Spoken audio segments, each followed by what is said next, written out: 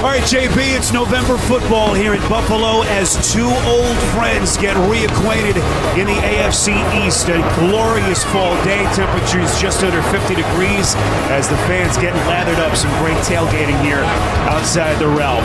Dan Campbell and the Miami Dolphins coming to Western New York to take on Rex Ryan and the Bills. And for all of the struggles that both of these teams have endured, they are right there in the thick of things in the AFC wild card chase. Hi, everyone. Welcome to the NFL on CBS alongside Solomon Wilcots. I'm Spiro Ditas. We have seen both of these teams struggle, Solomon, at different points of the year. But again, they're right there if they can start winning some games. Yeah, now that we've reached that midway point of the season, this is a critical game for both teams. The Buffalo Bills, they've lost 3 consecutive games here at home. And Spiro, they can't afford to lose another one, while the Miami Dolphins, they have to continue that momentum that they found under their interim head coach, Dan Campbell.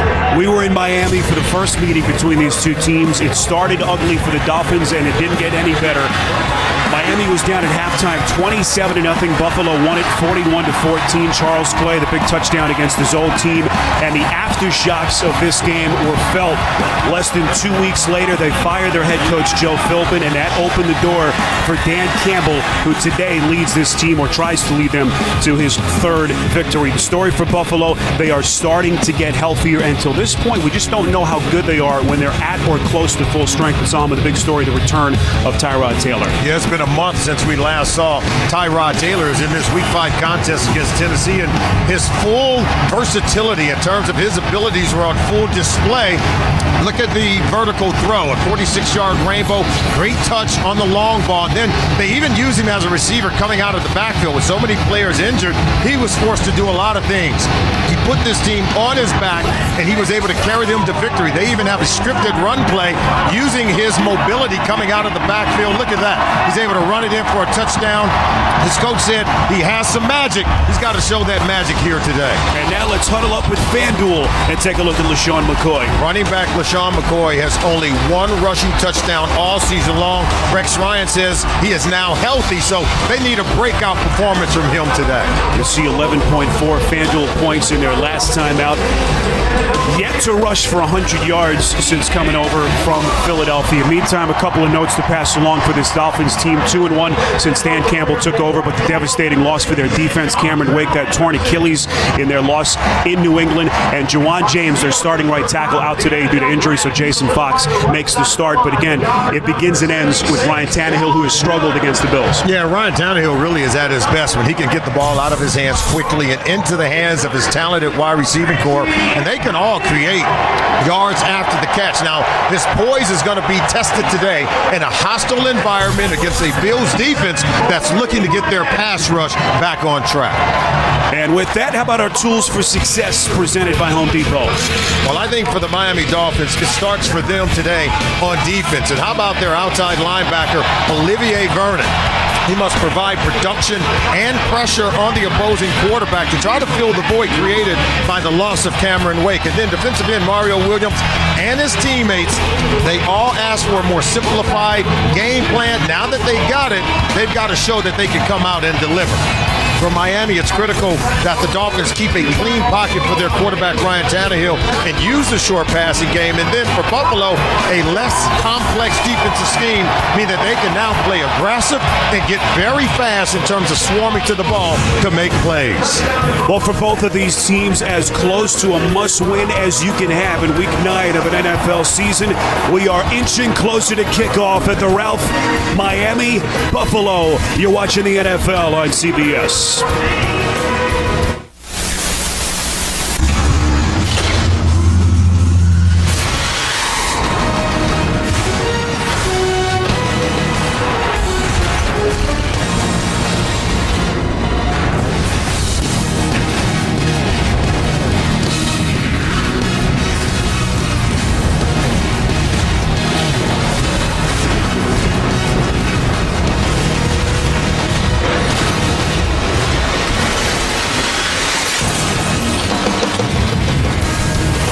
All season long, all eyes on this Miami defense have been on Ndamukong Suh, even more so in the absence now of Cameron Wake. And his counterpart, Marcel Dari, is trying to jumpstart his season as we get ready. Today's game being broadcast in Spanish. We're available using the SAP button on your television.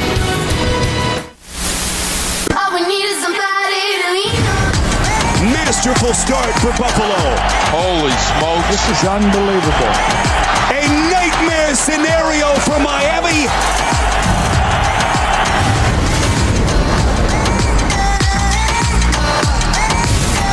Dan Campbell taking the field with his Miami Dolphins. 10 days since that loss in New England. You see where they sit, and don't let those records fool you. 3-4, but if the postseason were to begin today, they're only a game back of the current AFC wildcard leaders, as both Buffalo and Miami at 3-4 meet for the second and final time this season. Salmon, you can feel it.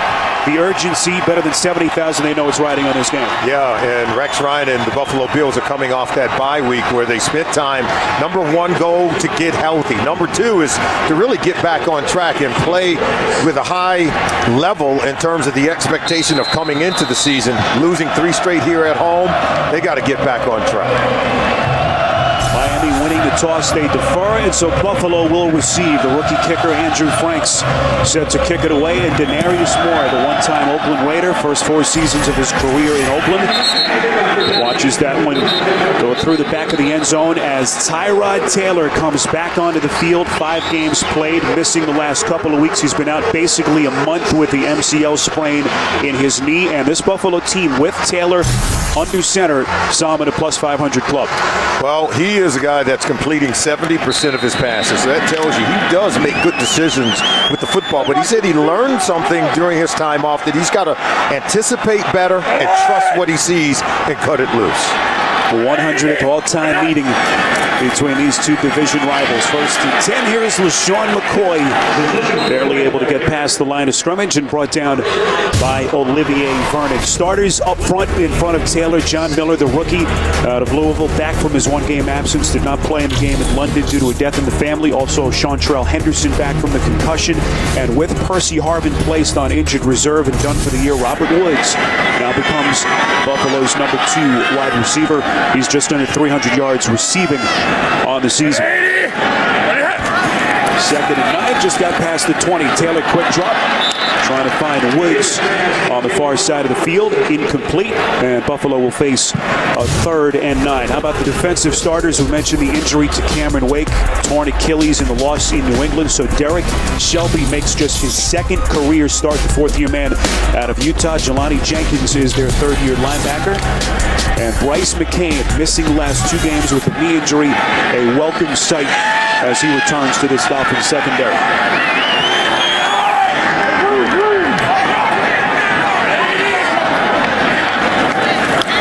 Dolphins coming on the blitz. Taylor under pressure. Somehow escapes. Here he comes. Going to tuck it away and run. Taylor's got the first down and more. Crosses the 30, run out of bounds at the 35, and it doesn't take very long to see what this offense has been missing in the absence of Taylor. Now watch the blitzer, see, and then they lose contain. And so right there, he's able to get out. So you have to have a controlled rush against a mobile Tyrod Taylor. If you're going to blitz him, you better remain disciplined in your rush lanes. And you can see right there, great block on Rashad Jones, the blitzing safety. It allows Tyrod Taylor to escape and hit the first down mark. Excellent blocks on the play. You saw LaShawn McCoy and also Chris Hogan springing Taylor free up the field. 14-yard run, sets up the 1st and 10. Pitch play. This is McCoy trying to find the edge. Just barely able to get back close to the line of scrimmage. We mentioned McCoy, Salmon, yet to run for 100 yards. He's only a couple of years removed from the NFL rushing title he had in Philadelphia. They desperately need him to start to look like his old self. Yeah, he's got to get back on track. Rex Ryan did tell us that this is as healthy as he has been since he's been with the team. And I think he's got to, get back to pressing the line of scrimmage as opposed to running toward the sideline. He's got to hit the hole coming down here. Here is McCoy. Draw play, 2nd and 9, trying to find the outside. And so far, this Miami defensive front getting the push that they're looking for up front. That was Coam Nisi, the 6th-year linebacker, on the tackle. And you could see that on 2 consecutive run plays by LaShawn McCoy. What did it ended with him going out of bounds? It ended with him running toward the sideline. Sooner or later, he's got to stick that foot in the ground, get vertical, and get heading toward the line of scrimmage. That's where the yards are to be gained. He walked off, appeared to be shaken up on that play. Here's Carlos Williams, who has not played since the Giants game here.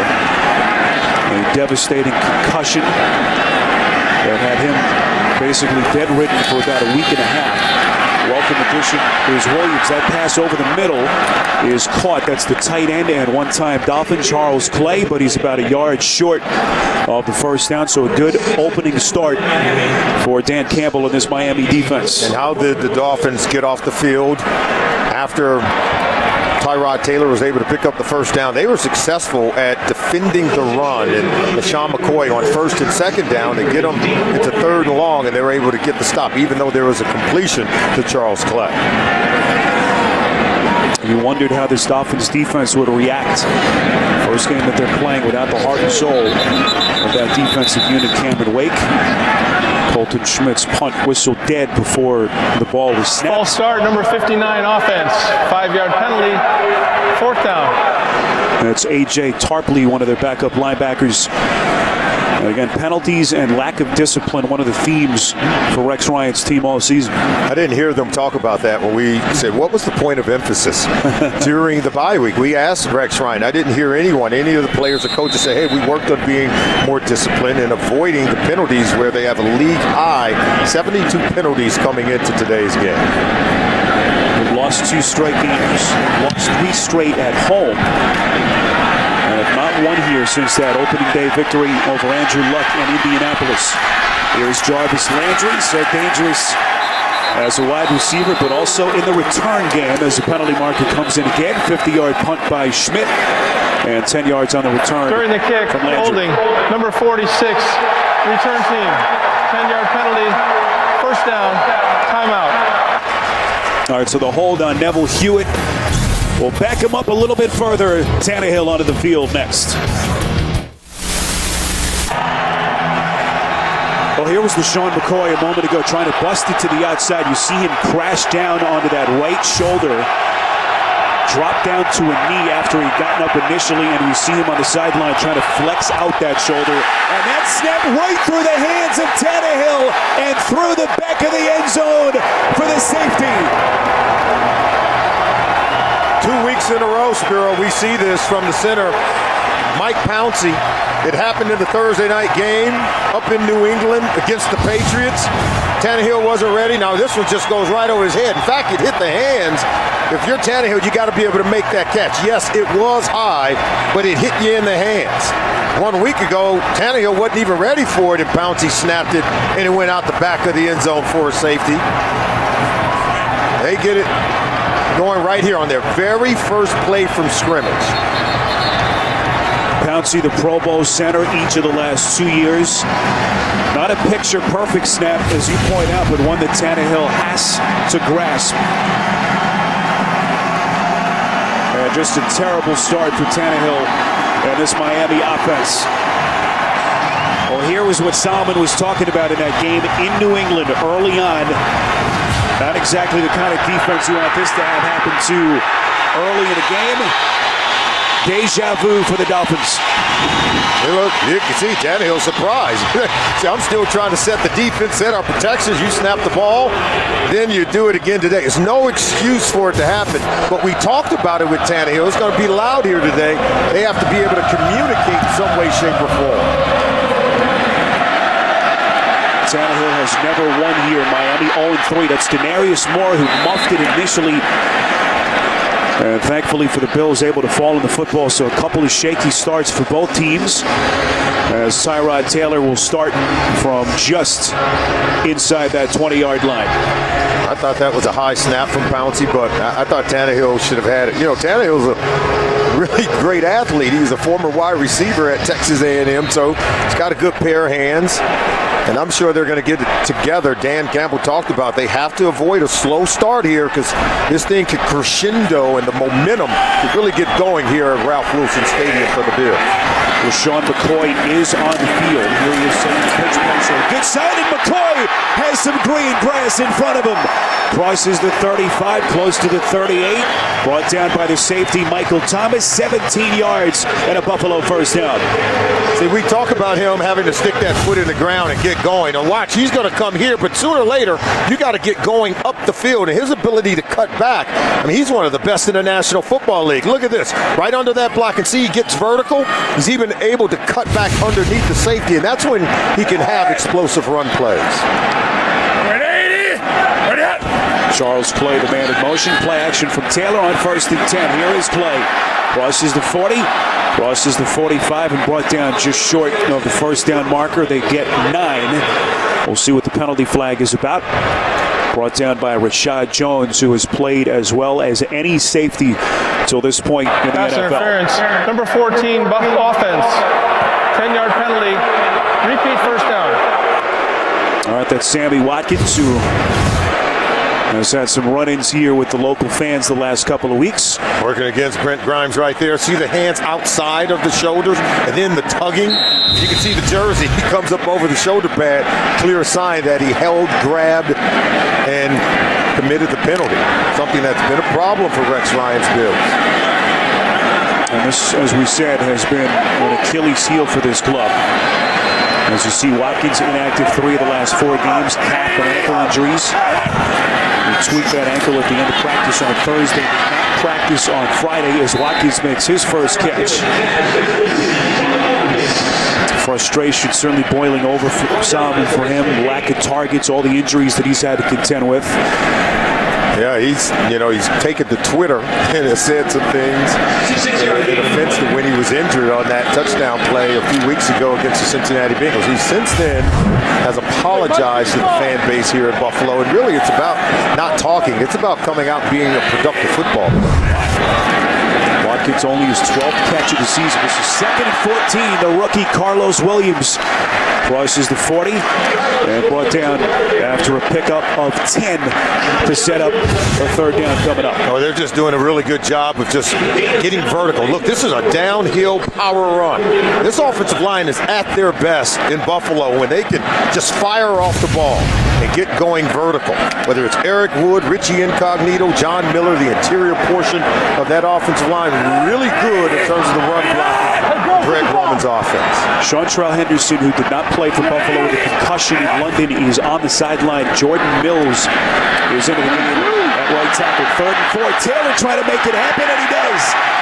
Runs for the first down just out past the 47. 2nd first down run for the Buffalo quarterback. Jamar Taylor runs him out. Now watch how fast they get up the field in this pass rush. And see, you have a nice little, see, they can just split them right there. He's able to get underneath Ndamukong Suh, and then Jamar Taylor can't keep him from hitting the first down marker. So you have to have a controlled rush, not necessarily to get pressure, but how about just enough of a rush to contain him in the pocket and force him to throw it from the well.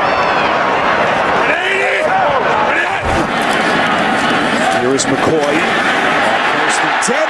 McCoy, first down and more. Still going. 20, 10, 5, and he's in. 48 yards as McCoy gets Buffalo into the end zone. You know, he makes me feel like I should be coaching. Because I told him he's got to stop running toward the sideline. He showed you him getting that shoulder banged up. He gets excellent blocking out on the perimeter. So watch the block here by Woods, but then he's going to come here, and then once he gets to the outside, once he gets vertical, that's where he's at his best. Look at this block right there. Once he gets vertical, he's shifty enough to shake any defender in the NFL, and then you see the speed to finish off this run into the end zone. Great blocking on the perimeter as they're able to pull the guard, John Miller, to lead the way. Seantrell Henderson is back on the field for that play. As LaShawn McCoy, his 3rd game since returning from the hamstring strain, rumbles 48 yards as the Buffalo Bills extend their lead 9-0 on CBS. The NFL on CBS is sponsored by Southwest. Transparency. Low fares, nothing to hide. TD Ameritrade. And by Verizon. Watch live primetime games with NFL Mobile, only on Verizon. 100th regular season meeting. Some of the iconic names that have been pitted against each other. Shula, you saw Marv Levy, Marino, and Kelly, who are both, by the way, in the house. Longest run as a Buffalo Bill for LaShawn McCoy, 48 yards, as he gets Buffalo into the end zone for the first time. The longest run, consequently, for any Bill this season. 9-0 Bills. Here's Landry from inside his own end zone. Nice coverage down the field by the Bills as they dump Landry for a return of 13 yards. You're watching the NFL on CBS. Oh, your weekend starts with a tough time between old rivals as the Bills pay a house call to the Jets. Rex Ryan, what a moment that'll be, returning to MetLife Stadium. Thursday Night Football on NFL Network. That's a great start for him as Jets head coach. Back-to-back appearances in the AFC Championship game, but all that in distant memory as he begins Solomon a critical three-game stretch, all in the division. Miami today, and then the Jets, followed by New England. Off to a good start here today. Normally his teams don't do so well coming off the bye.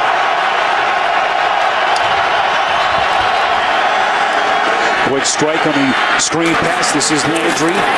Close to a first down. Miami desperate for some offensive yardage.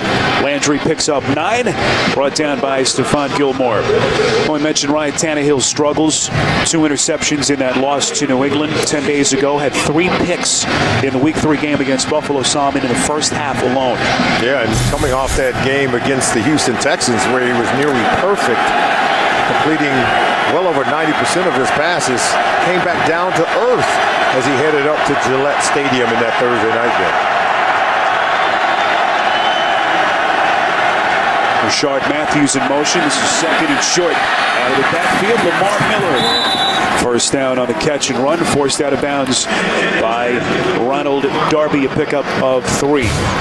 Offensive starters, we mentioned the absence up front as Jason Fox makes the start.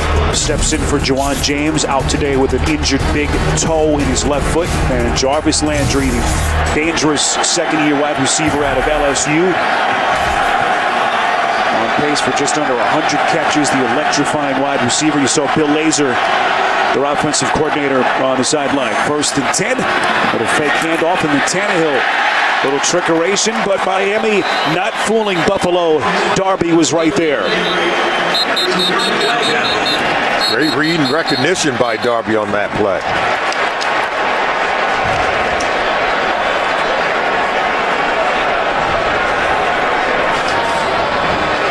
They're having a discussion as if, okay, it was a pass play, but it looked like the quarterback was ready to take off running with it.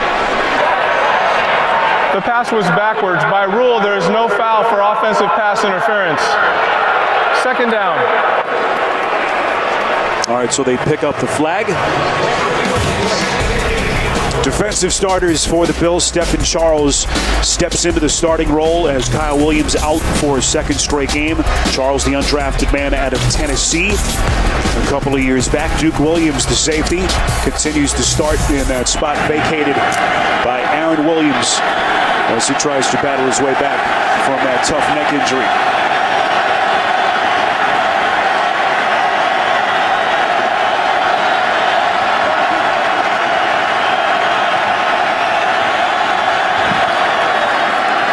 Second and 12, Tannehill fakes the handoff, fires far side, intended for Matthews, incomplete.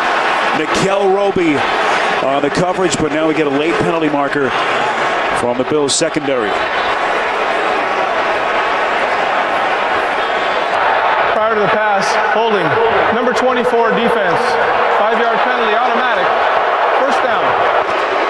That's Gilmore, who has had the best season of his 4-year career. As we take another look.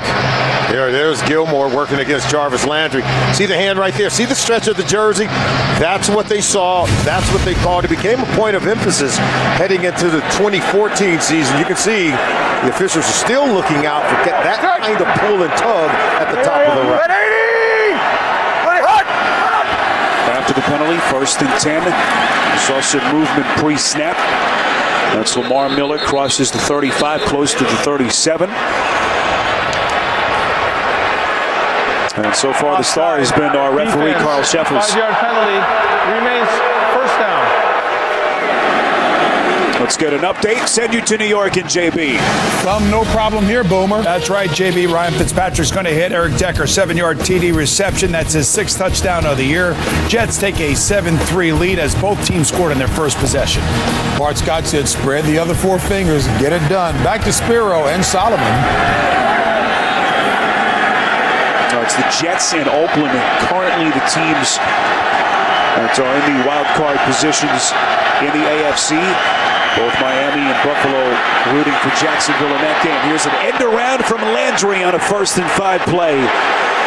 Landry run out of bounds after a pickup of 9, and Salmon, they will use him just about any way they can to get him with the football. Well, you want to get the ball into his hands. He's going to come around, but watch the block at the top of the screen by 84, Jordan Cameron. Look at him pull out right there to pin the block on Gilmore to get him to the edge to hit that first down mark. The Louisiana native, as multifaceted an offensive player as we've had in the NFL this season, as he's done it as a return specialist as well. 1st and 10, play action from Tannehill. Under duress on the throw, is deflected, nearly picked, and then nearly caught by Greg Jennings. Wild play in that Buffalo secondary. Oh, it came off of play action. And this team doesn't really throw the ball down the field a whole lot, Spiro. So it's really, they're just going to try to get it underneath. Great defense by Stephon Gilmore working against Jennings. And you know what? You're supposed to tip, or intercept, I should say, all tips and overthrows. There you see the pressure provided by Bryant on that play. Jennings, the great career in Green Bay, brought to Miami to be reunited with Joe Philbin, his old coordinator with the Packers. And since demoted to the number 3 wide receiver position behind Kenny Stills. That's Miller for a pickup of 5, and so critical. You know, always we talk about teams wanting to run the football, but especially for Miami, Solomon, as they try to play from behind. Yeah, when they can run the football, that's when everything tends to work, because they have play-action pass. You have the short bubble screens. Remember, Tannehill's not going to push the ball down the field. We've yet to see him throw the ball or attempt to hit the big pass play down the field. This is where Miami has really struggled. Second to last in 3rd down conversions at just over 27%. Tannehill on 3rd and 5 to strike off the hands of Landry. Well played by Jerry Hughes, and once again, Miami will punt. Well, they're knocking the receivers off the ball. Every time they're throwing it underneath, they're sitting on everything as well. You can see on the crossing route from Landry, and then watch him break on the ball. Hughes is there. Now, Landry should have caught it, but not so sure he was going to go too far with it because Hughes was right on top of him. And we showed you Bill Lazor earlier, the Dolphins offensive coordinator. He admitted this week that he had a couple of late nights in the offense trying to correct their 3rd down issues. And Lazor, a guy with ties here in the Buffalo area, former offensive coach at the University of Buffalo back in 01 and 02. There's excellent punt coverage down the field by Miami. 46 yards on the punt from Dar, and they will pin Taylor and Buffalo inside their own 5 when we come back. The NFL on CBS is sponsored by Fitbit. Find your fit. And by Domino's. Order online at Domino's.com.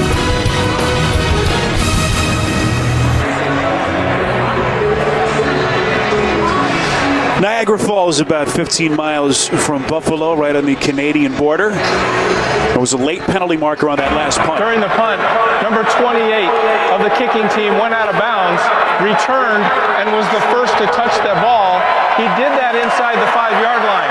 By rule, the penalty places the ball at the 20-yard line. First down, Buffalo. All right, that's Bobby McCain, and a huge call against the Dolphins. Well, they're saying that he had gone out of bounds right there, and now he cannot be the first player to touch the ball. Penalty.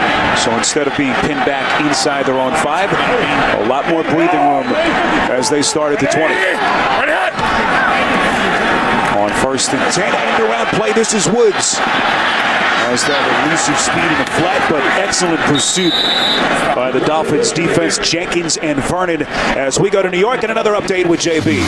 Blunt force. That's right. LeGarrette Blunt's going to go in from 5 yards out off of a Kirk Cousins interception. 14-0 Patriots. The Patriots have run 24 offensive plays to the Redskins 1, JB. That's saying a lot, Boom. Back to Spiro and Solomon. That's called an overhand right in the first round. Just the unbelievable run that the Patriots have been on, especially in their stadium. as McCoy, 48-yard run earlier, crosses the 20 and picks up 4. Some of the early highlights for the Buffalo offense. Coming in, one of our storylines is what happened to the Bills' running game. Well, it showed up here in the early going today. Even Tyrod Taylor pitching in. We've seen Carlos Williams. And how about LaShawn McCoy on a 48-yard run for a touchdown? The Bills already have 100 yards rushing in the first quarter of this game. And then the versatility in which they're able to go out and do it. Very impressive in the early going. Greg Roman, their coordinator, will put Taylor from the gun on 3rd and 6 with a sidearm delivery. Watkins, first down catch and more. Slides ahead close to the 35. They pick up 9 and a first down. Yeah, he's working one-on-one against Brent Grimes. Just a little slant route, work to get inside. See him knock down that arm? That's how he's able to get separation, present himself to his quarterback, Tyrod Taylor, for an easy completion. We were here for that Cincinnati game where he injured the ankle on a 22-yard touchdown catch. Just kind of punctuating the frustration for him, even on a play that goes in his favor. Watkins unable to avoid the injury bug. 1st and 10. There's McCoy right up the gut. Gets to the 40. And a nice pickup of 7 to set up a 2nd and short. Coming up tomorrow on CBS, why be ordinary when it's your destiny to be super? Don't miss a new episode of the hit drama Supergirl tomorrow at 8/7 Central, only CBS. Well, McCoy, despite landing on that right shoulder, appeared to be in some pain earlier, but looking good so far. Yeah, he's done a better job of pressing the line of scrimmage. He's become more productive as a result.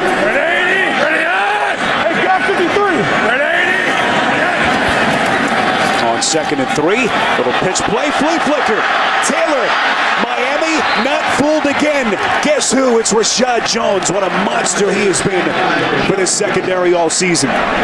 Well, he's the blitzer. He's a blitzing safety coming from the 2nd level of the defense. He'll be out there. You can't see him. He's outside of our shot, but you'll see him coming in late. So they never picked him up.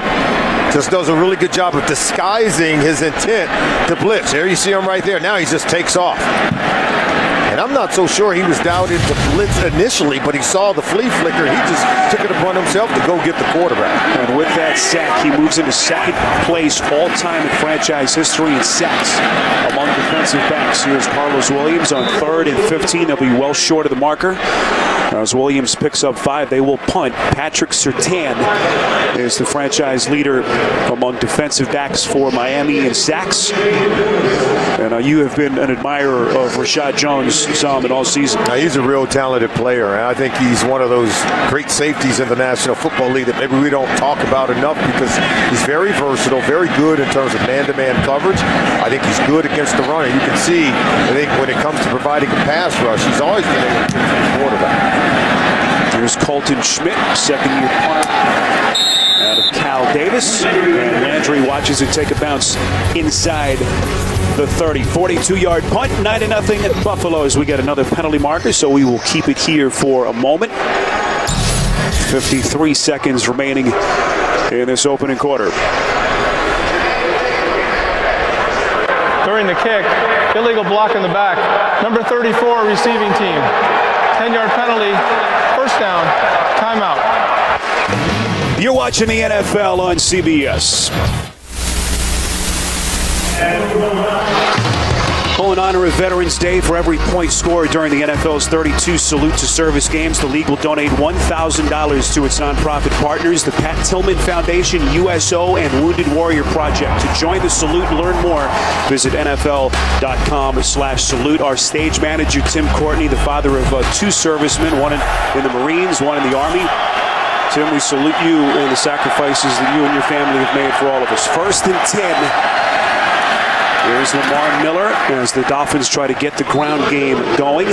Picks up 5. And Miller has talked about the frustration. We had a chance to visit with him yesterday. Certain games, Solomon, he's been good. Miami has been good, but too often they've fallen from behind and had to abandon that run game. Absolutely, and I think down 9-0 here in the early going today. Dan Campbell, he said it. It's going to be really about who can stick with the run game and who can win at the point of attack. Both teams come in wanting to run the ball, and you have to be able to assert your will onto your opponent.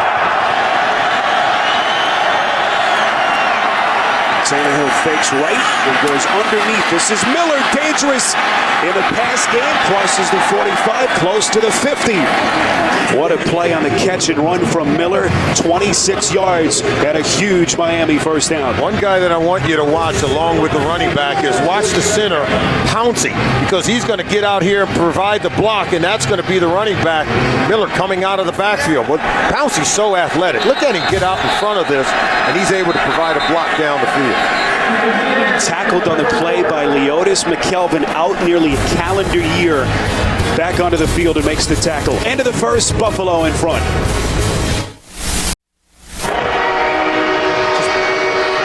Early safety on a botched snap from Miami. Got the Bills on the board early. And then the long touchdown run by LaShawn McCoy. 9-0 Bills as we begin the second quarter here at Ralph Wilson Stadium. Spiro Dita, Simon Wilcots, our entire CBS crew. Jay Ajayi, the rookie running back, making his NFL debut onto the field. Missed a huge chunk of camp due to a hamstring injury. We've been waiting to see what this kid can do. Here he is, play action. Landry on the catch. And a good play drawn up by Bill Lazor to get Miami going for the first down. Jay Ajayi out of Boise State.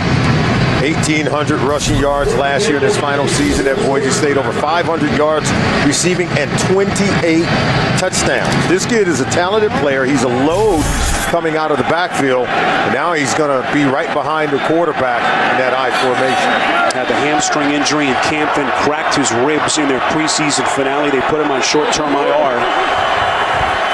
And here he is onto the field for the first time in the NFL. Ajayi inside the 40. He's a dynamic running back. A lot of people, a lot of teams saw him and had him graded out as a first down kid coming out of college. Foul, face mask, defense number 52. 15-yard penalty will be added to the end of the play.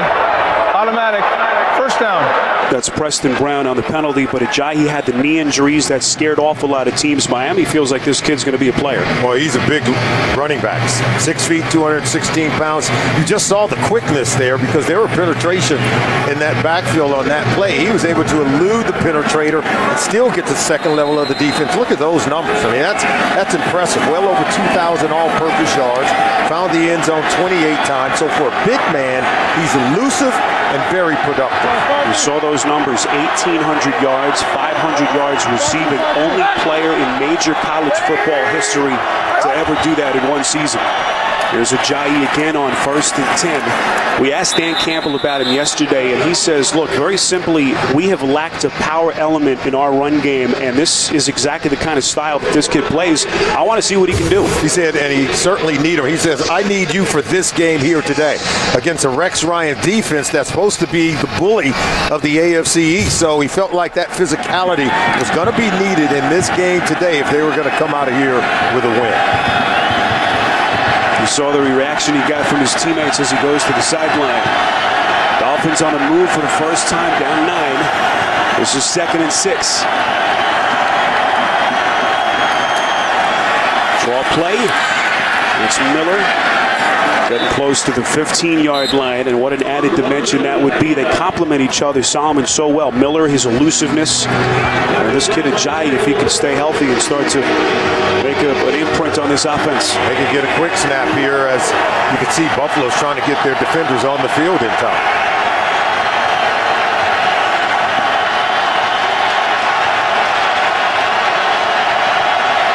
This has been the trouble area for Tannehill in Miami. 3rd down, high pass, it's caught. That's the tight end, Jordan Cameron. First down play from Miami as they pick up 6 to Cameron. They're getting matched up against Leotis McKelvin. You'll see him on the left side of your screen. Once he gets outside of the defender, just a really good throw, and I think that's where we said at the beginning, Tannehill's at his best. Quick, short passes, getting the ball in the hands of his receivers. He's more accurate on those quick, short throws underneath the cover. Cameron tweaked a hamstring in practice on Thursday. Was a question mark to play. What a one-handed catch to move the chains. Tannehill fakes the pitch, sold it well, still has it, throws inside the 5, it's caught. That's Deion Sims rolling close to the end zone. They pick up 9, tackled by the former Pro Bowl safety Corey Graham. Well, they fake the run one way, and then they go what we call reverse bootleg, and they leave the end man on the line of scrimmage unblocked right there. See, they go back, they leave Mario Williams unblocked, but look at the athleticism of Tannehill. Buys time, flip it over to Deion Sims. Nearly had themselves a touchdown there, but great play and good ball fake movement by Tannehill. They love the 2 tight end formations. Here's a handoff. They keep it on the ground, and they are into the end zone for the touchdown. It's Lamar Miller, and Miami scores for the first time. And more than anything, they were able to run the ball. Dan Campbell said this is going to be a slugfest. Both teams are going to throw punches in the run game, dominating at the line of scrimmage. And look and see who gets the most movement. Looks like the white jerseys were able to get some movement, and they're able to get Lamar Miller on the edge of the defense. He found a crease underneath the safety, Corey Graham. He's able to find a seam to get that ball just across the goal line for a touchdown. 4th rushing touchdown this season for Miller. He has been the best statistical running back in the NFL for the last 3 weeks, over 300 yards total. 4th in the NFL at 5.5 yards per carry. Tannehill drives him 9 plays, 85 yards in just over 4 minutes. And Dan Campbell's Dolphins back in it within 2.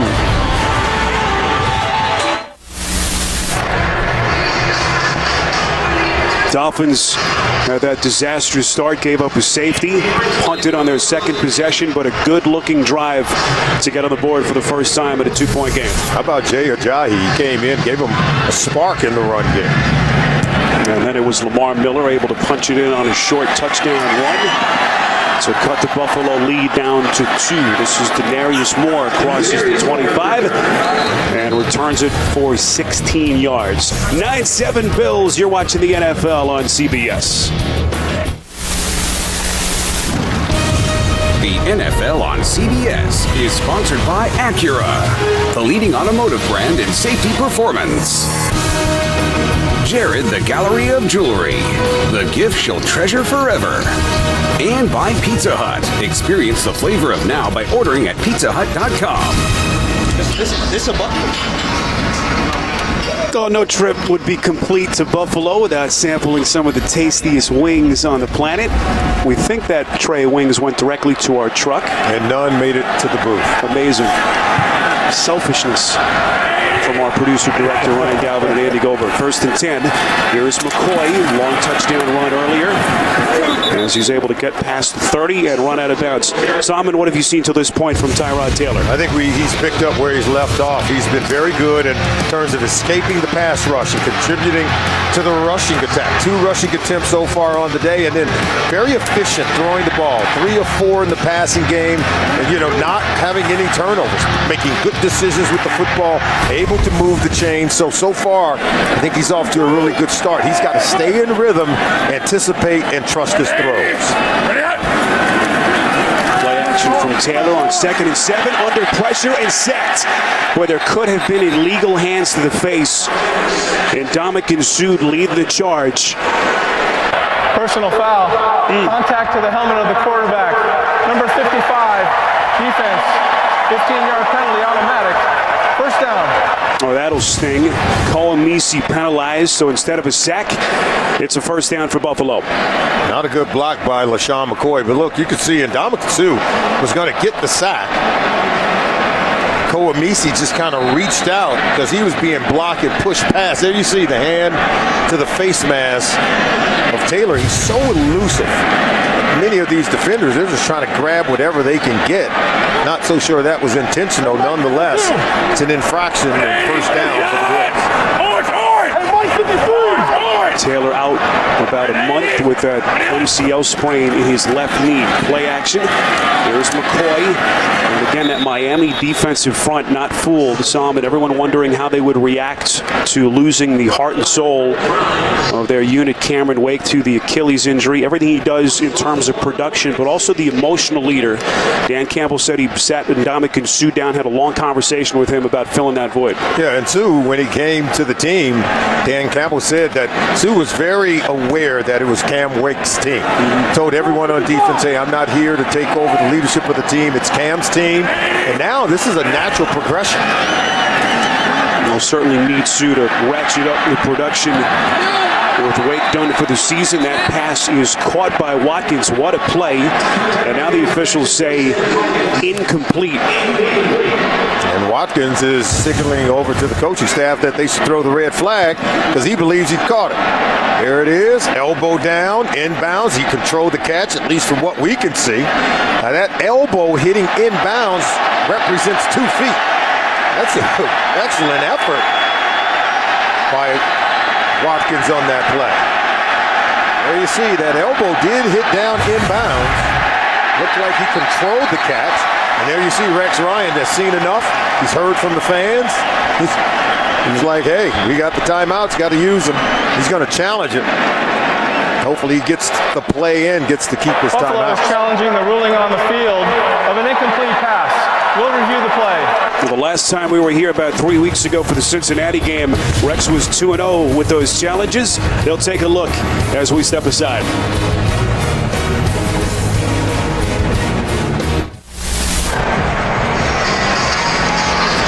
Awaiting the call on the field of an incomplete pass. We'll see if they overturn it. Here's Carl After Sheffers. review, the ruling on the field has been changed. The receiver had control of the ball. His elbow hit inbounds. It is a catch. It'll be 1st and 10 for Buffalo at the 42-yard line. Buffalo will not be charged with a timeout. 13 yards and a first down. Let's bring in Mike Carey. Mike, what did you see? Yeah, the same thing. At first glance, it looks like he's out. But this shot here, clearly control. The elbow is down inbounds. And then the other shot shows that he rolled over and still maintained control. There you go. So that's a catch. All right, Mike, our officiating expert from New York. We thank him. 1st and 10. Taylor fakes the pitch, throwing on the run. Effective. It's Watkins again. Watkins a question mark after tweaking that ankle at the end of practice on Thursday. Needed a big game, and right now starting to come on. Yeah, Watkins is making things happen. He's finding some holes, some seams in the back end of the defense. See, now he's just working to get open. Okay with the defense, making sure he possesses the ball, even though he's going to take a lick.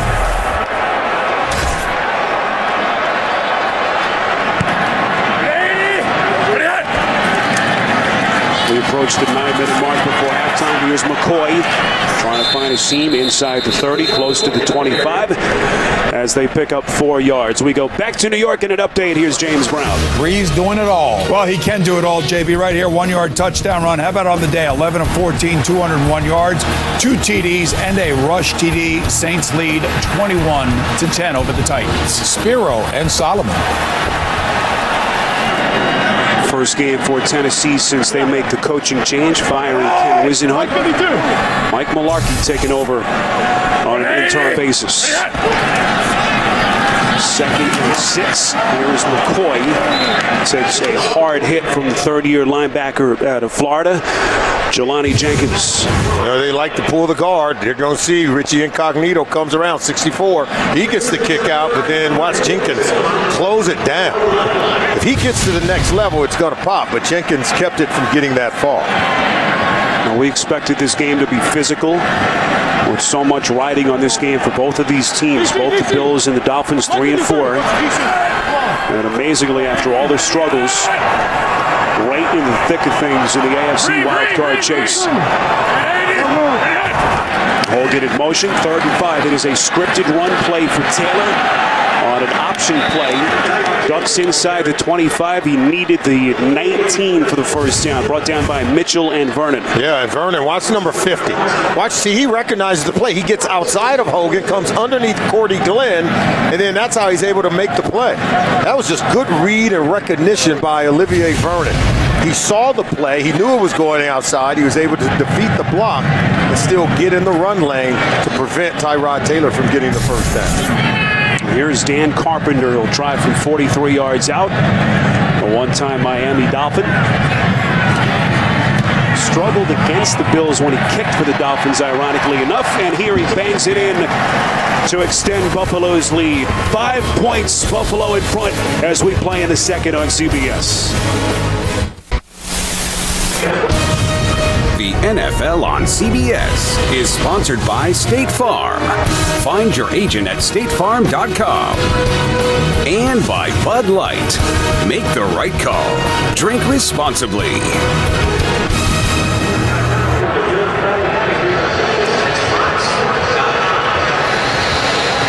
Niagara Falls, we told you earlier, about 15 miles from where we are. That's Nick Wallenda tight-roping his way across the falls. That was back in 2012. So I get a little twinge in my stomach just watching that. Unbelievable. Comes from a long line of family members who like playing it close to the edge, doesn't it? 12-7 Bills with just over 7 minutes to play in this first half. Better than 70,000 here at Ralph Wilson Stadium on a picture-perfect early fall day in November. Here is Damian Williams. Plenty of open real estate. Still going. Penalty marker thrown behind the play way back at the 23-yard line, and another one inside the 15. Serving the return, holding, number 78 return team. 10-yard penalty. First down, Miami. That's Terrence Fede penalized, and a 51-yard return from Damian Williams coming back. Makes it tough to head back to your sideline when you do what Fede has done. Take away a big play. You can see him on the right. 78 right there. See him grabbing him right there. Enough to warrant the penalty. There is Darren Rizzi, Miami's special teams coach, also now their associate head coach since the firing of Joe Philbin. And the New Jersey native hot. Well, you got to give it to him. That's right. I don't think you can take it laying down. That's the intensity that it was lacking week 3 when they were beaten real badly by the same Buffalo Bills team. Here's Tannehill again, pinned back deep inside his own side of the field. Lamar Miller trying to get close to the 10. They pick up 3 yards on first down. Tomorrow on CBS, the only thing smarter than a genius is a team of them. Catch an all-new Scorpion tomorrow at 9, 8 Central, only CBS. Spiro, the Dolphins have to be successful on offense on first and second down. One of the worst third down offenses in the National Football League. They've got to be productive here on this 2nd and 7 play.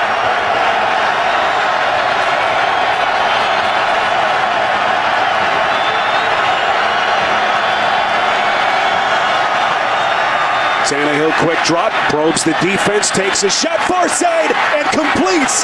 It's caught. Kenny Stills inside Bills territory. Monstrous first down. They pick up 46. He's working against Leotis McKelvin. He's been out most of the season, playing for the first time. It's right here. It's just going to be a vertical route, and he's able to get on top of McKelvin. Look at the double move there. And then he gets on top, and this is the best deep ball I've seen Tannehill throw all year. Quick snap. This is Landry. Again, that Buffalo defense not fooled. Kenny Stills making his 4th straight start. We told you earlier about Campbell demoting Greg Jennings. One of the biggest plays that he's made as a Dolphin this season. Yeah, Kenny Stills is a really good receiver. He came over in a trade from New Orleans. You could see making a play there. This is a talented group of receivers. They're young, but they're talented. They can all create yards after the catch. You see excellent route running from Kenny Stills there. And that's one thing he's done. Gashes you with the big play. Led all NFL rookie receivers in 2013 with 20 yards per catch. The former 5th-round pick by the Saints. Here is Miller.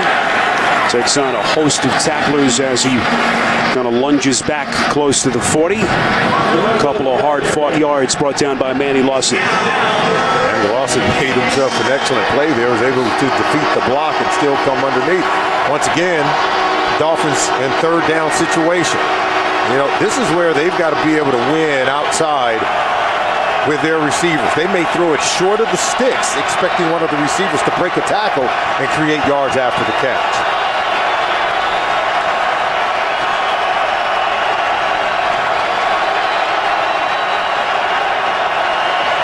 Bills coming on the blitz on 3rd and 6. Tannehill steps into the pocket, incomplete, unable to locate Landry. Coverage on the play by Nickel Roby, the third-year corner out of Southern Cal. I thought this was not a good decision by Tannehill. I thought he had Lewis. Look, Rashard Matthews going to come here, come over the middle of the field. Take a look. It's one of the top 2 receivers right there. Stop it. See, he's right open over the middle of the field, and I thought he could have taken that receiver as opposed to throwing it outside. That was Kenny Stills, who Salmon was talking about coming over the middle. And so the errant decision by Tannehill forces Miami to punt. Leotis McKelvin fielding punts. We've seen him dangerous in the return game. A 26-yard punt. Bills lead is 5. Well, this past Tuesday, the Buffalo Bills rookies visited the Women and Children's Hospital of Buffalo. The rookies visited pediatric patients and treated the kids to a pizza party and an evening of fun games and good company. Great moment and a chance for some of these Bills future stars to get out into the community here in Buffalo. And what a moment there. 4:33 to play. You see some of these statistical leaders. Tyrod Taylor and this offense has had pretty good offensive field position to start, but right now pinned right at their 15-yard line on a 1st and 10. Mark it just outside the 15.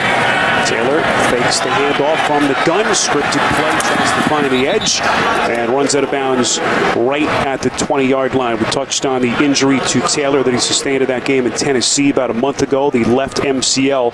Told us on Friday this is only the 2nd time in his football career he's worn a brace. Wore it once in college at Virginia Tech, but he's never worn one as big as this one. Yeah, but it hasn't seemed to hinder his mobility. We've seen him get out of the pocket here today and still be able to gash his defense. He said that more than anything, though, he's learned that he's got to protect his body and be able to stay on the field for his team.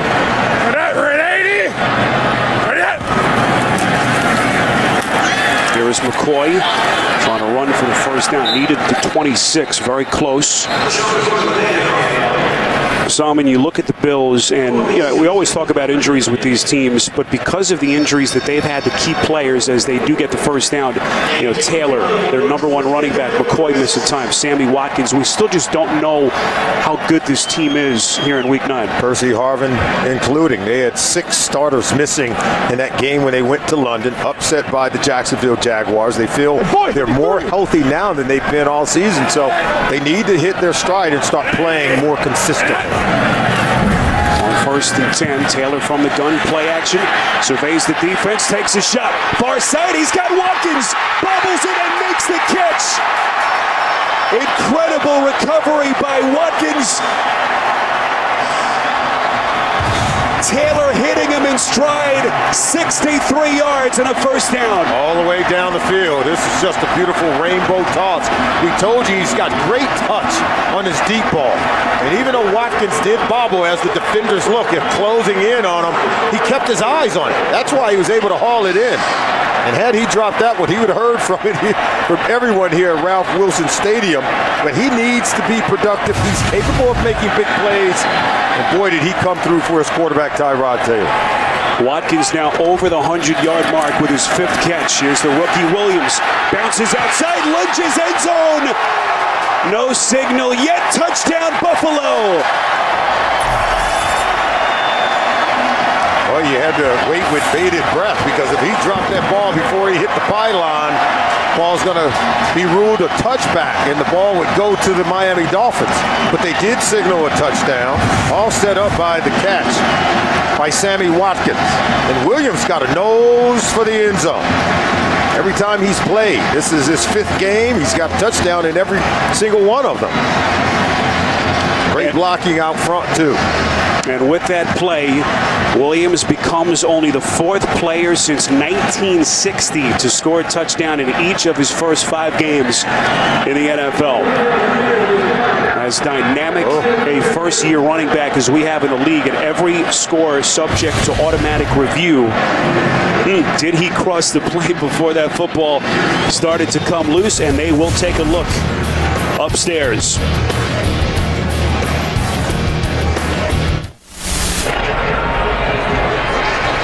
Call on the field is a touchdown. If this is ruled a fumble, the ball went out of bounds through the back of the end zone, so it would be awarded back to Miami and a touchback, Solomon, for the Dolphins. A monumental call here coming up. Not sure you can tell from the 2 angles we've seen. And remember, you need clear, visible evidence to overturn it.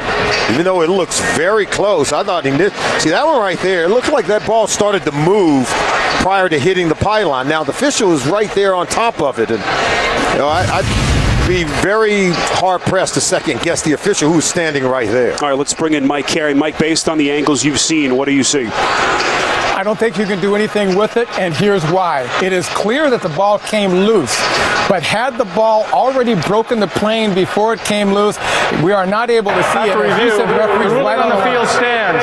Touchdown. So the official's right on the goal line. He has a perfect look, and he knows the ball came loose, and he knows exactly when the ball broke the plane. Was it in control or not? That's why the ruling stands. All right, Mike Carey, our officiating expert from New York, and 70,000 plus all breathe a sigh of relief simultaneously. That was a great explanation by Mike, because I think the official had a better vantage point than our cameras did. Here's Dan Carpenter on for the point after. And so after that little mini push by the Dolphins, Buffalo answers the huge catch by Sammy Watkins, the 63-yarder, to set the stage for Carlos Williams, who busts it in for his 5th touchdown as an NFL rookie. Well, I'm sure he's being coached on that sideline right now and say, hey, you've got to hold on to that ball. You got to make sure.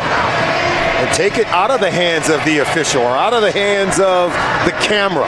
You got to make sure that you finish off that run still holding the ball as you cross the goal line. Rex Ryan loves what he's seen from his football team. 1-5 before today, coming off the bye week. What did he say this week? I'm horrendous coming off the bye. Well, anyone who expected Rex Ryan to kind of recoil with his team struggling should think again. He was as blustery as we've ever seen him in our conversation with him on Friday. But don't you love him beating everyone to the point? He called himself horrendous so that we don't have to. He knows what he's doing. He stole our thunder. You see the current standings in the AFC East. We told you, as it stands right now in the conference, Buffalo and Miami just 1 game back in the chase for the wild card positions. How about Sammy Watkins? Already over 100 yards receiving the first half of this game. Bills running the ball. They've got themselves excellent balance right now going on offense. Jordan Gay re-signed late last month after he was released when they signed Billy Cundiff just for 1 game. Here's Damian Williams, and he is stuck just past the 10. Phenomenal coverage by Jonathan Meeks streaking down the field for Buffalo. Boy, this brings energy into the building at Ralph Wilson Stadium. Look at that tackle in the open field on special teams. The Bills had lost 3 straight here at home. When you can play as well as they're doing right now on offense, special teams, defense as well, that gets the home crowd going here at the Ralph. Well, how does Miami respond? Down a dozen. 21 seconds away from the 2-minute warning. And all 3 timeouts still in their back pocket. Average starting field position for Miami has been their own 12. 1st and 10. Lamar Miller, minimal pickup. And that should take us to the 2-minute warning. If you're Miami, you got to come up with a plan in these final 2 minutes. To be able to close out the half, putting points on the board for Dan Campbell, that's how you go on the road and win. We'll see when we come back. Final 2 minutes. Solomon, what's the plan of attack here for Miami? They got 86 yards to go, all 3 timeouts in their back pocket. You know that Rex Ryan's going to blitz. I think you got to throw a quick pass behind the blitzer, hope one of your receivers can break a tackle, and that's how you hit the big play. They're showing blitz now. Tannehill from the gun. Here they come right up the gut. He completes to Miller. What a play by Tannehill, knowing the blitzer was coming nearly untouched. It'll be 3rd down coming up. Boy, did they come and blitz. There you see right there, Preston Brown coming right up the gut. They throw to the outside, still able to get out of bounds and stop the clock. I think with 3 timeouts, you can attack over the middle of the field because I think that's where you can break a big play. You throw toward the sidelines. I'm expecting on defense, I'm expecting you to try to throw the ball to the out-of-bounds marker so you can step out and stop the clock, and I'm going to jump that route and pick it off. Buffalo hoping to get off the field and get one more possession here. 3rd and 4. It is caught. Landry. Did his forward progress get him the 1st down? And it did. 1st down Miami. Clock running with 1:43 left. They're going to go hurry up, but they're not moving fast enough at all. Wasting too much time. Precious seconds coming off the clock. And they finally snap it. 1st and 10. Tannehill fires, completes right up the seam. That's Matthews. Their team leader in receiving yards and touchdowns. 22 yards and a 1st down. And they got to hurry it up, but that's the in-breaking route that I was talking about. In these situations, there's always plays to be had over the middle of the field. Miami will have possession to start the 2nd half. Tannehill, 1st and 10, slinging it far side of the field. It is caught, and that'll stop the clock. Matthews again inside Buffalo territory, a pickup of 6. A reminder coming up, the Verizon Halftime Report. We'll send you to the guys in New York, get you caught up around the league here in week number 9. Also a preview of Thursday Night Football on CBS and NFL Network. That game between Buffalo and the Jets, all next on the Verizon Halftime Report. Now it's 2nd and 4. This is the area where you take a shot down the field. 2 things happen. It could fall for an incompletion, but you're close enough to the sideline that if you catch it, you can get out of bounds if you can't score. You see the target line. They need 14 more yards to get into the range of Franks, their rookie kicker. That's Landry. We'll see where they spot it with his forward progress. It appears to be a 1st down. They will get a 5-yard pickup officially as they're able to move the chains. And Miami burning a timeout. They're first with 49 seconds left. Solomon, they appear to be kind of laxed with taking their time, but now Tannehill has them moving, and still 2 timeouts. And you have to wonder if in the huddle, if Tannehill says, hey, we get a completion here, let's make sure we all get back to the line of scrimmage because it's time to pick up the tempo. Younger quarterbacks tend to not communicate what's expected after the play is completed. And some of the veteran quarterbacks, they can do that. They can be more proactive and think down the line for the guys to say, hey, here's what happens. Here's what we have to do if this pass is completed. So right now, I think they're doing a good job. They called the timeout. I think they've got to be able to take a shot down the field, but they must protect the quarterback, Ryan Tannehill. You saw that 46-yard completion on the screen. That was from Kenny Stills earlier in the half. Where does Tannehill go here? On 1st and 10. Excellent protection. That pass batted back into the hands of Tannehill and ruled an incompletion. Nearly intercepted. Guess who broke up what potentially could have been an interception? Looked like Tannehill. Incredible. It was initially tipped by Alex Carrington. Holding. Number 28 defense. 5-yard penalty. Automatic. 1st down. And once again, a huge penalty against the Bills is Darby. That's on Darby. Here you see at the top of the screen, right there, against Matthews. See the grab? This is that tug of the jersey at the top of the route. They're going to call that. It is enough for the defensive back to win in that one-on-one contest to prevent the receiver from getting separation. So they're going to call it a penalty. Darby, the youngest Bill, has had such a brilliant rookie season to this point, but the penalty gives it a 1st and 10. Little screen pass, Miller making the initial down miss, runs out of bounds just shy of the 30. And this Miami possession starting to get downhill. 9 yards on the catch and run from Miller. Nigel Bradham sniffed that play out but couldn't make the tackle, as Lamar Miller was able to get it down the field and get it out of bounds. Remember, the Dolphins still have 2 timeouts left. I think you got to attack over the middle of the field. You got to be able to read the blitzer for one, and then go behind into that vacated area where the blitzer would have been had he dropped in cover. Well within the range of Andrew Franks. So Tannehill, who has never won in the stadium, 0-3 for his career. From the gun on 2nd and 1. Tannehill all day to throw, slings it over the middle. It's caught, Stills inside the 10. And now he'll scurry them to the line of scrimmage. 2 timeouts, 21 yards, and they'll burn their second. Well, see, they blitz, come off the right side, and that's where they're throwing. Right behind that blitzing area that was vacated. Kenny Stills finds it. It's just a good read by their quarterback, Tannehill. See, the blitzer's going to come from here, and there you see they can throw into that area where the blitzer's coming from. See, they vacate that area, and now look at the open area of this field right in here. And that's where you throw to. That's the void in the defense. So good read and recognition by the quarterback, Ryan Tannehill. You mentioned earlier how Buffalo's defense with Rex has kind of simplified things, as exotic as they've been. But Ryan Tannehill has figured something out. He's completed 13 of his last 14 passes. When you're less exotic, quarterbacks can read your mail. And this is what the defensive players asked of Rex Ryan, to simplify things. Well, when you simplify things for your players, you also make it simple for the quarterback who's reading your defense. Dolphins have a chance. 1st and goal, 1 timeout left, 29 seconds on the clock. Tannehill has time over the middle. It's caught. Miller undercut right around the 3. Clock continues to run. Unable to get out of bounds. Tackled by Ronald Darby. See, I thought Miller should have stuck his foot in the ground and just attacked the goal line there. He continued to run toward the sideline. Again, precious seconds coming off the clock. They've got 1 timeout left. We'll see if they take a shot. Tannehill, end zone, incomplete. And a penalty marker thrown from the bottom of your screen. 2 seconds on the clock, and that looms large here. Pass interference, number 24 defense. That foul occurred in the end zone. The ball will be placed at the 1-yard line. But only 2 seconds left. First down.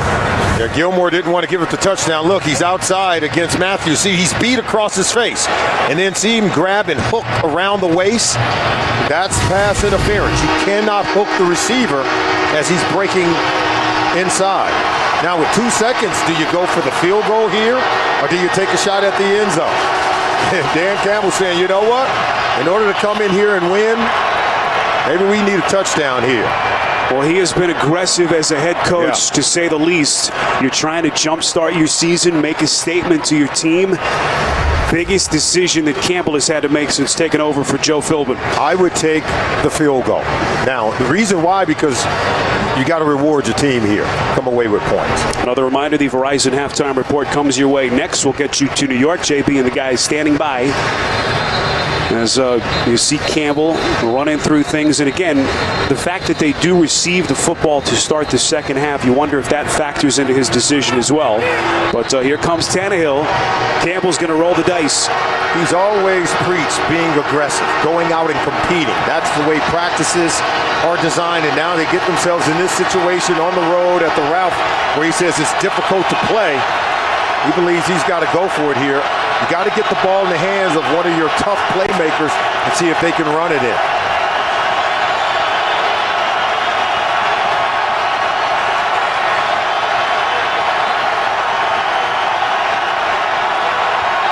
Tannehill, end zone, incomplete. No flags.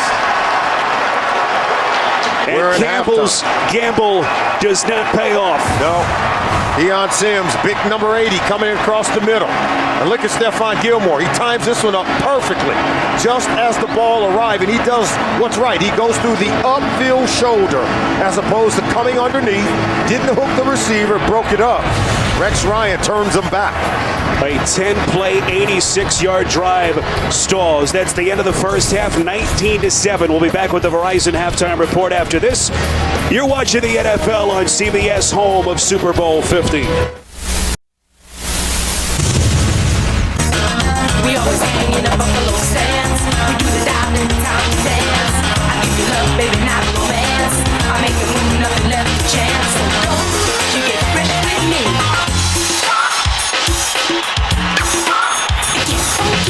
Well, Dan Campbell's rolling the dice at the end of the second quarter, coming up empty, and so our score 19-7 Buffalo as we get ready for the start of the second half. Time now to take a look at who you're loving, presented by McDonald's Game Time Gold. That's a fourth down attempt. Stephon Gilmore breaking up the pass intended for the tight end Deion Sims as he came over the middle, and that is how the first half ended. Spiro Dita-Sam and Wilcox with you. You said it that you did not agree with the decision by Campbell. Yeah, I said it beforehand. I thought they should have taken the field goal. They had marched all the way down the field, and you're right there with 2 seconds to go. You got to come away with points because the Dolphins are going to get the ball here to begin the second half. What about adjustments, Sam, and how does Miami win this game? I think they've got to control their pass rush to keep Tyrod Taylor hemmed in the backfield and then force him to throw the ball from the well. If you're the Buffalo Bills, your defensive line, you've got to get your hands up against that short passing game for Ryan Tannehill. I think it's imperative. Both teams got to do a better job in those areas, but more importantly, both teams got to keep running the football. Buffalo's been very productive running the football in the first half. 145 yards on the game on the ground for Buffalo, but only just a few 33 yards rushing for Miami right now. Both of these teams 3-4. They've struggled mightily at different points of the season, but amazingly enough, despite all of that, are right in the thick of things in the chase for the AFC wild card in the conference. And whatever team wins, Salmon would take a huge step towards climbing back into contention of the AFC, as Miami will get the football back to start the quarter as we take another look at Tannehill in the first half. Ryan Tannehill 16 of 20 in the first half, doing a really good job of finding the receivers in the underneath coverage. The Bills have yet to sack him all day because he is getting the ball out so quickly. They've got to get their hands up, start batting some balls up and maybe come down with an interception. But he's getting rid of the ball so quickly they can't get home. You can see they're keeping their quarterback standing up. See Tannehill under pressure in this game. No quarterback has been sacked more since 2012. The year that Tannehill came into the NFL, 160 times he has been sacked. Here's the end around to Jarvis Landry. Cuts back, able to pick up about 4, maybe 5 yards. Landry quiet with the exception of a couple of catches in the first half, brought down by Corey Graham. You can see the first half possession. Stings got off to a very bad start on the very first play on offense for Miami. Bad snap, causing a safety. Then they had the punt. They were able to put together that 9-play, 85-yard drive for a touchdown, but you go 86 yards on that final possession. Bill Lazor and their head coach, Dan Campbell, got to come away with points, electing to go for it, coming away with nothing. Incredibly, this is their best starting field position of the day. A drive that started at the 20. Here's Miller. 7 carries, just 17 yards in the first half, but he did have that touchdown run to get him on the board. I think the wide receivers are doing a really good job. You know, when you come into a game and you're mostly running these short routes, it looks like the defensive backs for Buffalo are sitting on everything. This has been the problem area, third down all season, and he fools the defense. Tannehill, not the most athletic quarterback, but he is mobile. Little spinning maneuver at the end, 3 yards, and a Miami first down. Yeah, mobile enough to get the first down. Watch Duke Williams in the open field. You know, his teammates are going to let him hear about it if he can't make this tackle in the open field against Ryan Tannehill, who did run some read option when he was the quarterback at Texas A&M in college.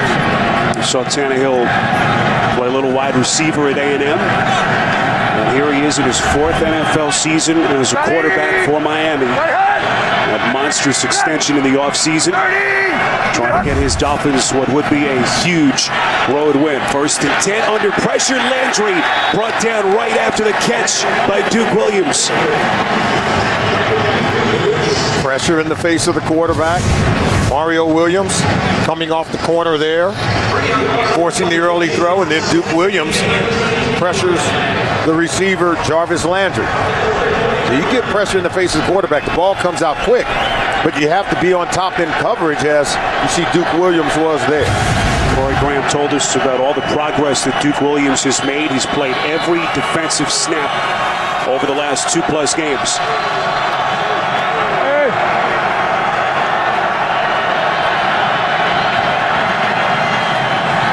Here's Tannehill on 2nd and 15, screen pass. Miller makes a guy miss, 40, and close to the 50-yard line after the initial broken tackle by Miller. Nigel Bradham finally forces him out, but not before he burns him for 22. Looked like Preston Brown came over right here on this play. You got to be able to secure that tackle, get your head in front. You can see he wasn't able to. Lamar Miller can break the tackle. From there, you get a big play. Bradham's able to get him out of bounds. So good execution. We talked about the short, quick passes. When you do that, they want to create yards after the catch, and Miller was able to do so. Miller, the fourth-year running back, former fourth-round pick out of the University of Miami. Gives him a 1st and 10. They fake the end around Tannehill. Again underneath. Miller again inside the 40. Miller a 1st down catch and run. And finally brought down from the back close to the 20. 28 more yards on another screen pass as they continue to go right at Buffalo's defense. They'll fake the reverse play, and then you see they'll sneak out. But watch the blockers out in front there. Fake reverse, screen, and then blockers out in front.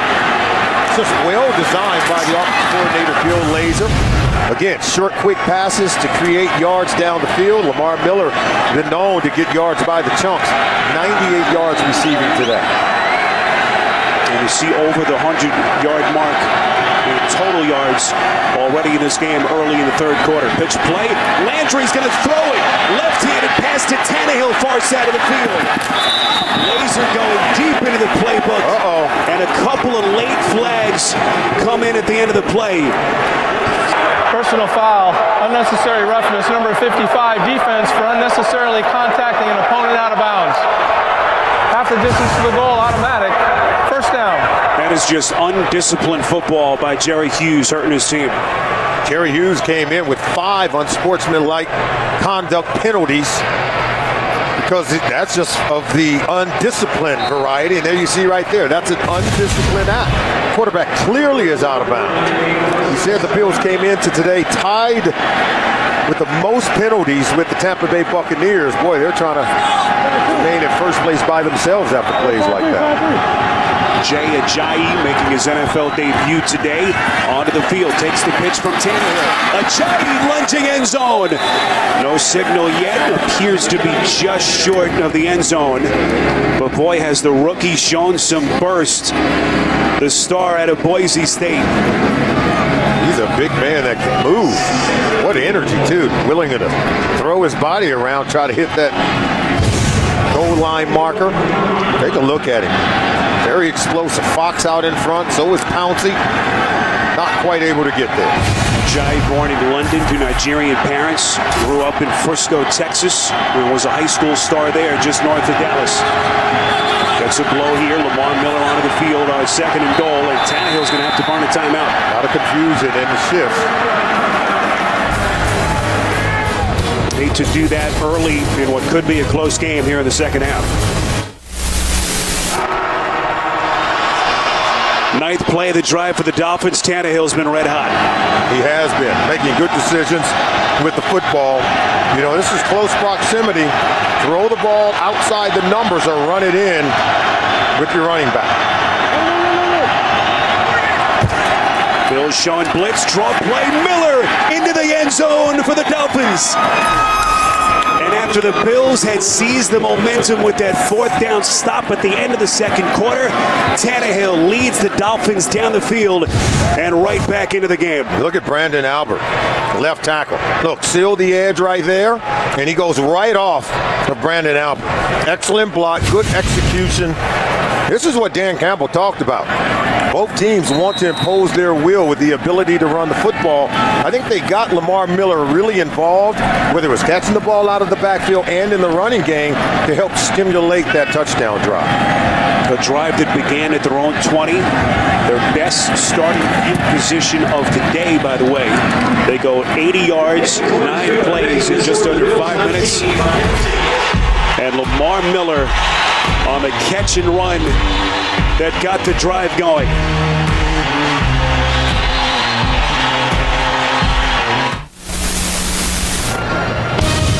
The NFL on CBS is sponsored by Southwest. Transparency. Low fares, nothing to hide. CenturyLink, your link to what's next. And by Geico. 15 minutes could save you 15% or more on car insurance. Well, think of all the great Bills Hall of Famers who have taken part in this rivalry with Miami over the years. And Steve Tasker, our buddy who's here in the booth with us and hanging out for our money, Solomon, he should be in the Hall of Fame. Here's our One guy. of the great special teams players in the NFL. I tried to give him a microphone, tell him to come on with us, you know. He's too busy having fun, Still shaking getting hands. the rock star treatment. You haven't lived until you've walked through a room with Steve Tasker here in Buffalo. He could run for office tomorrow and win in a landslide. That's Boobie Dixon trying to cross the 25, gets close to the 30.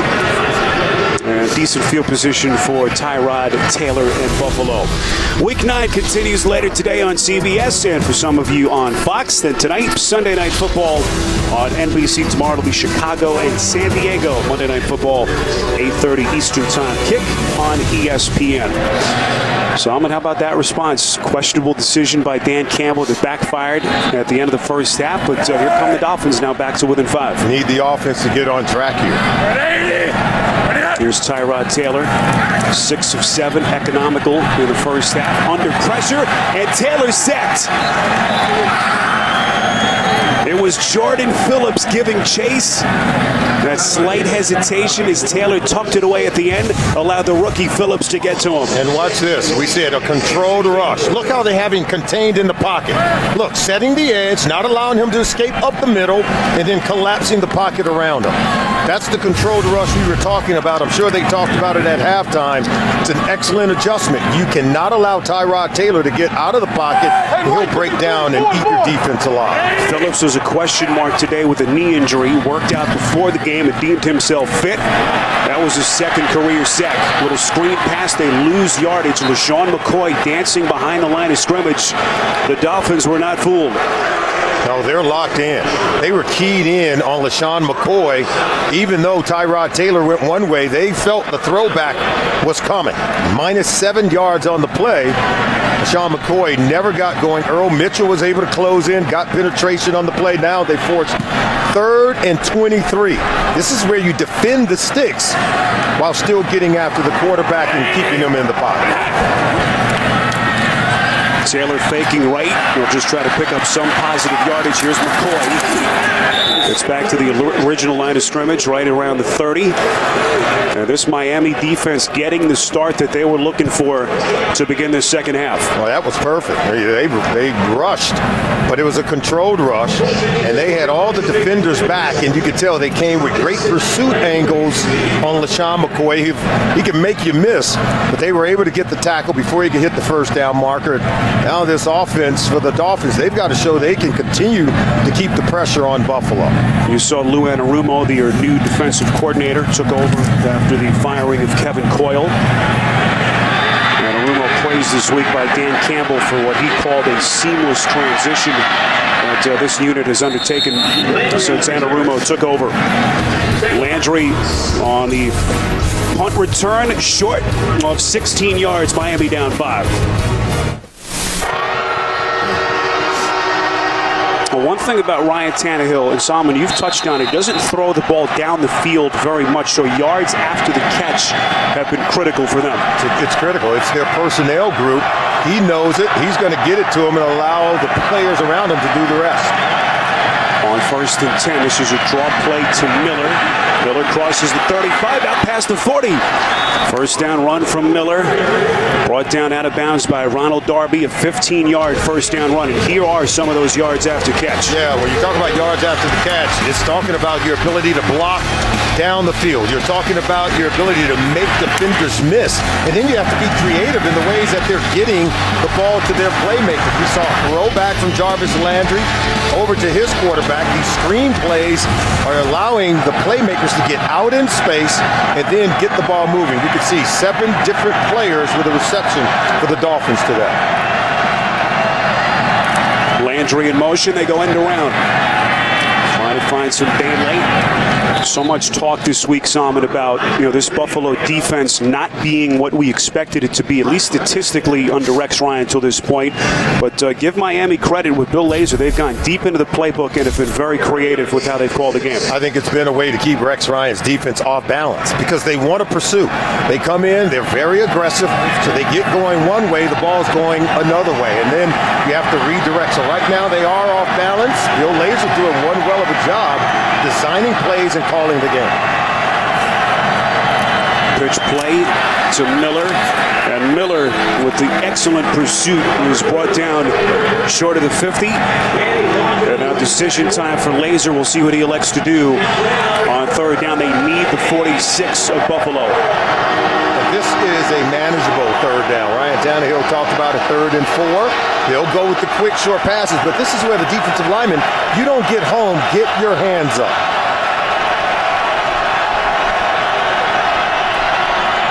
Bills coming on 3rd and 4, and he's snatched for the first down by Landry.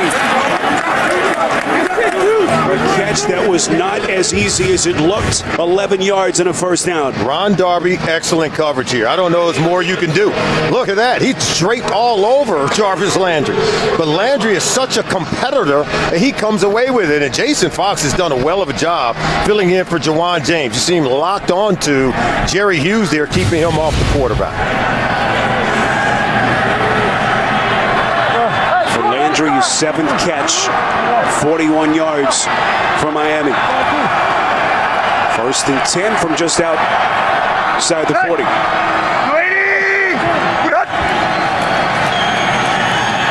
Tannehill off the play action, fires over the middle, incomplete.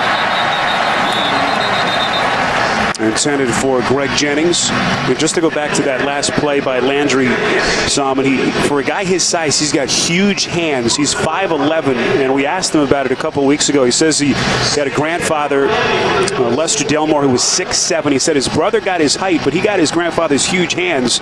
And that, you can't underscore that as a wide receiver. He's a YouTube sensation, much like his former teammate at LSU, Odell Beckham Jr., where he's making all these one-hand grabs. He's capable of making those same kind of plays with those mitts he was blessed with. Tannehill completes again. Landry was doing nothing after the catch. Ryan Tannehill now has completed 21 of his last 24 passes, mirroring what he did a couple of weeks ago in that prolific game against Houston. We've seen him get hot, and many of the people in South Florida, and I think around the National Football League as we move to this third down play, they've questioned as to whether or not Ryan Tannehill is that franchise quarterback. I think he gives them a chance to win. He's still a young, developing quarterback in this league and just continuing to get better. You keep making completions, particularly on 3rd and 12, then you earn every penny.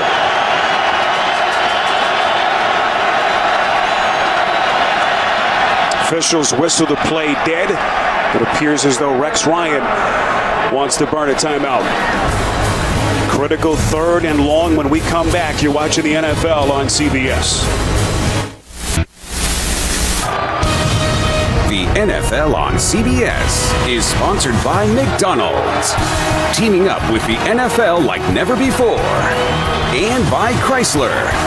Hurry into the Chrysler Black Friday Blockbuster Sales Event. 3rd and long. Do they blitz here, Salmon? He's the son of Buddy Ryan, is Rex. Of course you do, and you allow the crowd here to help you out.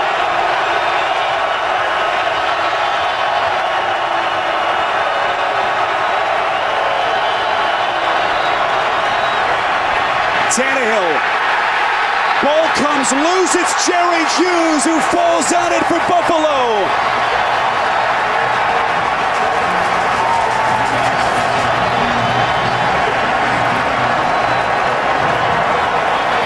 It appeared for a moment as if some of the Dolphins had kind of pulled up. I'm not sure if they heard a whistle, but the ball comes loose, and Jerry Hughes with one of the biggest plays he's made this season. Against Fox at the top, watch him just mug the quarterback. He strips him of the ball and comes away with it himself.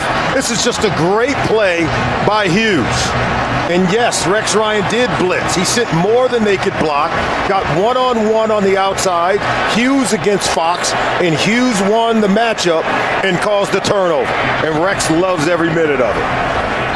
Second forced fumble of the season for Hughes, who has been quiet till this point. Only a sack. Double-digit sacks for this defense each of the last 2 years. Rex Ryan's never seen a quarterback he didn't want to blitz, right? Some pre-snap movement. It looked like Ndamukong Suh came across. Could be a free play for Taylor. Tucks it away. He's going to run it. A second marker comes in at the end of the play. Rashad Jones, the safety, forced him out.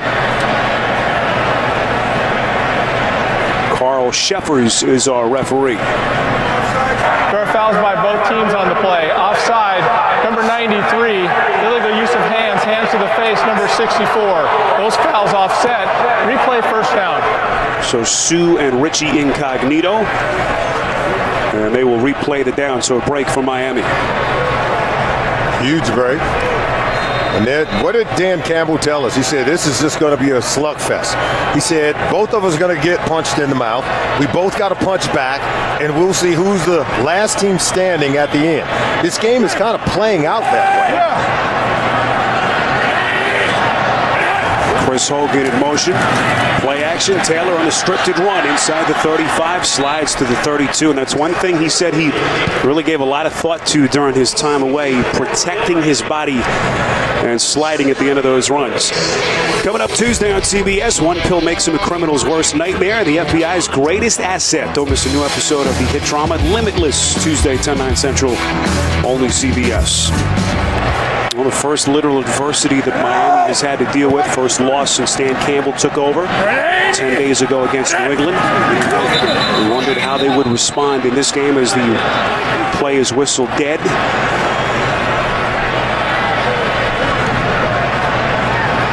False start, illegal snap, number 70 offense.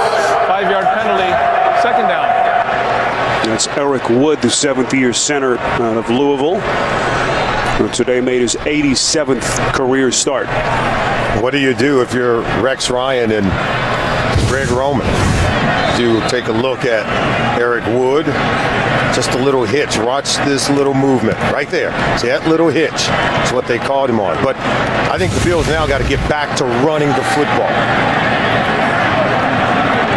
Buffalo till this point just 71 yards on the ground. Called for their 9th penalty. Here's McCoy, finds a seam inside the 35. You see Robert Woods kind of clutching at his left shoulder chest area as McCoy picks up 4. Now critical third down coming up for both sides. You know, McCoy is approaching his first 100-yard rushing game with the Buffalo Bills. Had only one rushing touchdown coming into today's game. 3rd and 4. You can continue to pound the run game. Now, this is the furthest into a season for McCoy without a 100-yard game since his rookie year back in 2009.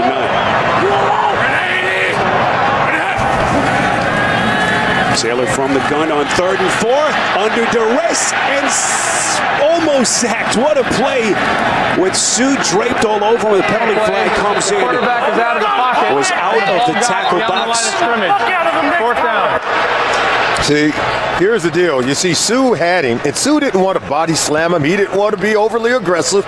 He's the kind of guy that's sort of in that program when it comes to being overly aggressive with the player. Holding, offense number 66. That penalty's declined. 4th down. That's Sean Sherrell Henderson on the penalty. So Ndamukong Suh, who knew full well that this defense would be looking to him for more production in the absence of Cameron Wake. Shouldn't that be a big play for the defense? Shouldn't that be considered an in the grasp kind of call? I mean, when they're going to replay 3rd down, but you talk about being in the grasp. The safety of players are very critical in that moment. And if you're going to enforce being safe for players, then I think right now, once he started turning them, see right there, I mean, he didn't want to be overly aggressive right there.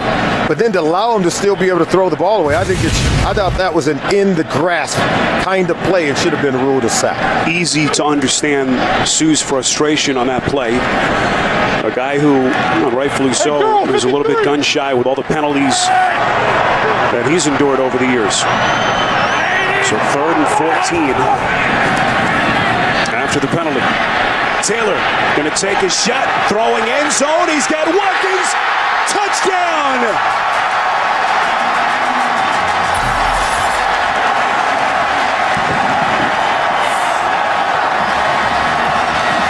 44 yards. Taylor to Watkins, who beats Brent Grimes for 6.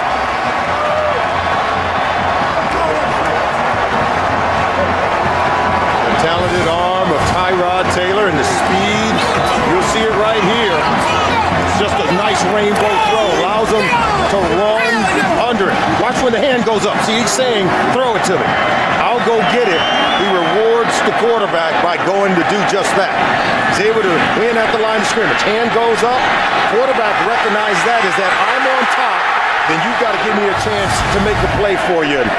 Watkins has been dynamic today, but when you get Tyrod Taylor back, remember he was out those last 2 games, they're 0-2.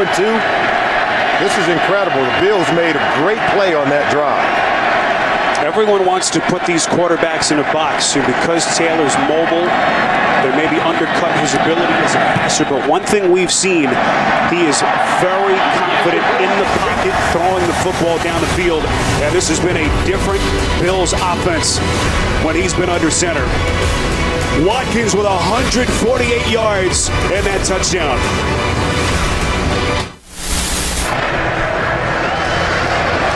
Well, you think the Bills are happy to have Tyrod Taylor back? Rex Ryan told us Friday there's just something about Tyrod. There's some magic to him. An absolutely majestic pass that he just threw, hitting Sammy Watkins in stride for the 44-yard touchdown. And boy, Sammy Watkins, who needed a big game in the worst way, less than full strength, playing on that ankle injury. 6 catches for 148 yards and a touchdown. But, so I'm going to tell you what, Buffalo got a huge break on that touchdown pass. Yeah, everyone is asking, where is Ndamukong Suh? Well, guess what? He's about to sack the quarterback. But John Miller, look at hands outside. This is a hold. This should be a penalty right here. Look, he's outside, and he would have a sack there. That's just a mugging of Ndamukong Suh. And even Dan Campbell knows it. Suh knows it. They're very frustrated right now over there for the Dolphins.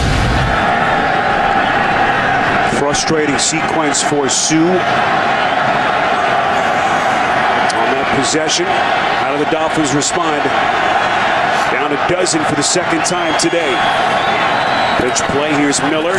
Crosses the 25, goes to the 30. Late flag comes in again from that Buffalo secondary.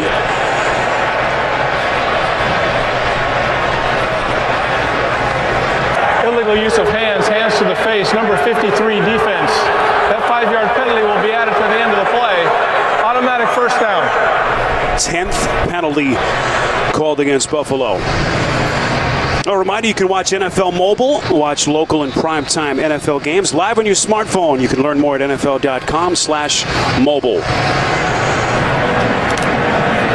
AFC East rivals meeting for the second and final time. They met back in Miami, week 3. A game dominated by Buffalo, up 27-0 at halftime, and ultimately won 41-14. Play action from Tannehill, throws on the run, incomplete. Unable to locate Stills. Coverage by Ronald Darby. This is a kid that we should be talking about for Defensive Rookie of the Year. Ronald Darby has been phenomenal from game 1 to today. Look at this, right in the hip pocket of Kenny Stills coming out of that break, able to keep him off that ball. We even showed you earlier when passes were completed over him, he's draped all over the receiver. You can see third lowest completion percentage by opposing quarterbacks of any quarterback in the National Football League. And leads the league in passes defensed, 14 of them. Here is Ajayi. Look at the dynamic rookie getting downhill again inside Bills territory. First down burst of 23 yards. If the Dolphins can run the ball like this, block down, they pull the backside guard. Dallas Thomas, you can see him getting out in front, even the center, Mike Pouncey getting out in front of Ajayi. He's a load at 216. He runs with quickness, with the explosive ability. Really good run. Well, you think Campbell has found his number 2 running back? Oh, no doubt about that. 4 rushes, 38 yards. Picks up 23 there in a first down. Dolphins in business again. Here comes the rookie for a second straight play, close to the 40. And he just brings that element that they've been missing and sorely lacking since Miller has been their guy, that power element to the game. It'll set up a 2nd and 7. Yeah, Campbell talked about it. He says, you know, they're more of a power running team, are the Buffalo Bills. He said, we do it a little bit differently. He said, but with Jay Ajayi, maybe we can get back to running some of those power plays, and we've seen that today. A good mixture by Bill Lazor in the running game, designing all kind of run plays for both Lamar Miller and Jay Ajayi. Bill showing blitz, play action from Tannehill. Free runner is Hughes. And boy, right at the last instant, Tannehill sensed it. You have to have eyes in the back of your head as a quarterback in this league. Tannehill able to throw it out of bounds. He was very smart to roll out of the pocket. He sensed the pressure, got outside of the tackle box, and that's what allows you to throw it away. Now with 3rd and 7, see if they can make a play. One of their quick receivers breaking the tackle, creating a 1st down.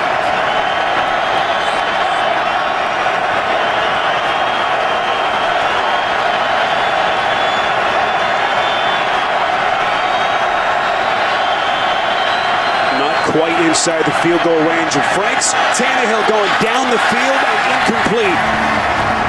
Intended for Deion Sims. Leotis McKelvin making his first appearance since fracturing his ankle in week 11 of last season was there. Sims has a step on it.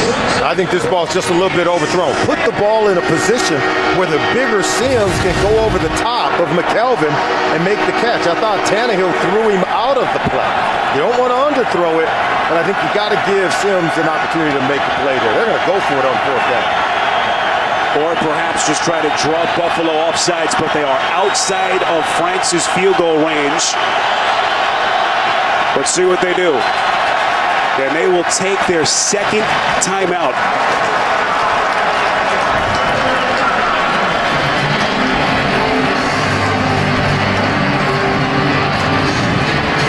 Only 1 timeout left. I tell you, Dan Campbell, they're going to look back at that early safety, okay, where they gave away points. They're going to look at that last possession in the 1st half where they gave away the opportunity to put points on the board because they didn't go for the field goal, and now they're chasing points yet again. Here are some of the key plays that we're talking about. First offensive snap of the game for the Dolphins, safety. They put 2 points on the board, and then at the end of the 1st half, they go for it as opposed to kicking a field goal, and they just leave points on the field. So that's 5 points. That's a 5-point differential, and they wouldn't have to chase it here on 4th and 7.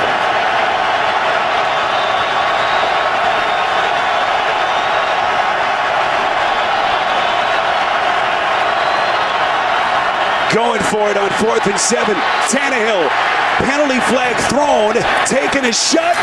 It is caught by Landry. How did he come down with that pass? But it could be coming back. Holding number 74 offense. 5-yard, 10-yard penalty. Repeat 4th down. Jason Fox on a hold of Jerry Hughes. He comes out. Look at this. Look at that's a hold. In fact, that's called a collar hold. that is something else. Fox doing everything he can. He did a really good job in the 1st half of the game of controlling Jerry Hughes, but I got to tell you, Hughes is winning that battle here in the 2nd half. Already coming up with a sack, a strip, caused the fumble, and there you see on that 4th down play, taking what would have been a completion away from the Miami Dolphins. Fox starting for the injured Jawan James, who's down with an injured big toe on his left foot. Out for 3 to 4 weeks. As that takes us to the end of the 3rd quarter, 12-point game on CBS.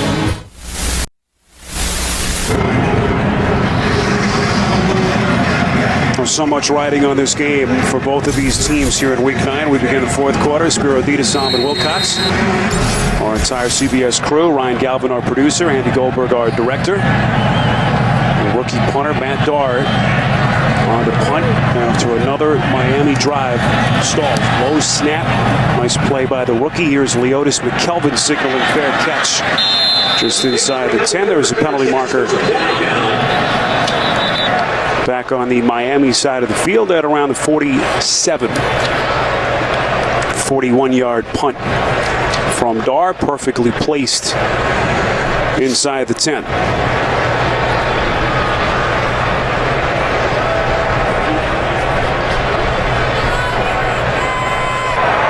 Prior to the kick, holding number 92 offense.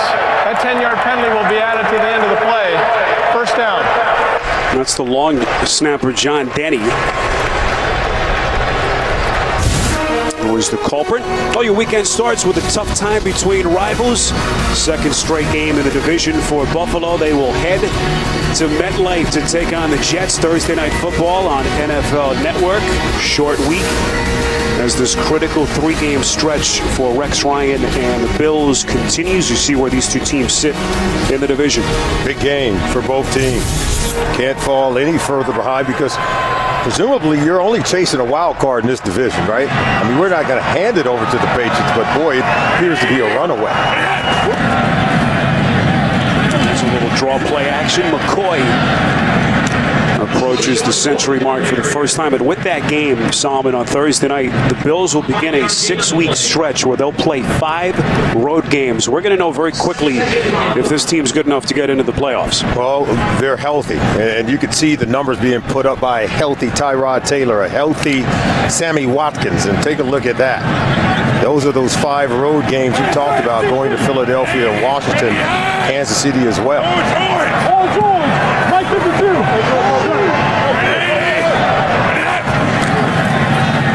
Second and 5, McCoy again.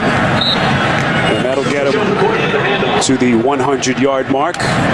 Officially, first time as a Buffalo Bill. And his first 100-yard game since week 13 of last season. That 159-yard burst against Dallas when he was still with Philadelphia. And to his credit, he did play hurt in the early going of the season. He wanted to be ready for week 1 against the Colts. He was. Even though, Spiro, he was less than 100%, still bothered by the hamstring injury. And, it's haunted him during the earlier portion of this season. Where does Taylor go here on 3rd and 4? A little crossing route. Watkins. What a day he has had. 15 yards and another Buffalo first down. Sammy Watkins had complained earlier in the season that he needs to be targeted more. Well, today they target him early and often, and boy, has he come through today. He's giving Brent Grimes fits over there on the perimeter, making a lot of plays for his quarterback, a lot of plays for this Bills offense. We told you about his initial complaints of a lack of targets. That was mid-October. Then had an Instagram post where he kind of went at it with some fans that were giving him the business for all the games that he's missed. But boy, has he responded to that. It's Carlos Williams on the little gain. Let's see what Watkins has done. 7 catches, 163 yards, had himself a touchdown. And he's been really good at stretching the field and getting down the field to create big plays in the offense. And when you can win like this in one-on-one, that opens up the offense tremendously for Greg Roman now. He can pound the run game because you got to roll a safety over the top of Sammy Watkins. He had the 63-yard bobbling catch that you saw, and then the 44-yard touchdown catch. 163 yards on only 7 receptions. Williams again. Salma, we talked about the two-headed running tandem that Miami has with Miller and Ajayi. If Buffalo's 2 backs can stay healthy, this is as dynamic a 1-2 punch as you'll have in the conference. Yeah, it's probably the best combination of thunder and lightning you can get, because there's plenty of thunder with Carlos Williams at 230 pounds, and we know LaShawn McCoy, he's lightning in a bottle. He can make you miss in a phone booth. Williams missing the last 3 games with the concussion. 3rd among NFL rookies with over 56 rushing yards per game. Here's Taylor. Over the middle, completes to Watkins. And now Watkins a little bit slow to get to his feet. That's a first down as Tyrod Taylor completes his 11th consecutive attempt. Watkins takes a shot in the back as he went to the ground there. But you wanted to be target. The more you get the ball, the more you're going to get hit, right? See over the middle of the field. There he goes down. Look at that hit in the back by Koamisi. He felt that one.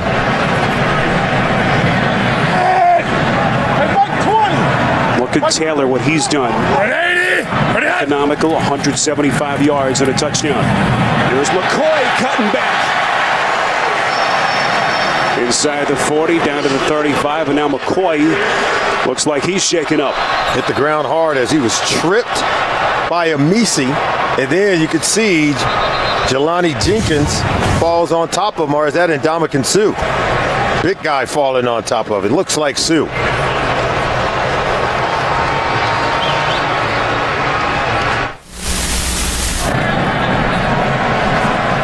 They're looking at the right shoulder of LaShawn McCoy. Second time he's been driven into the turf right onto that shoulder. And that time it was 320 pounds of Ndamukong Suh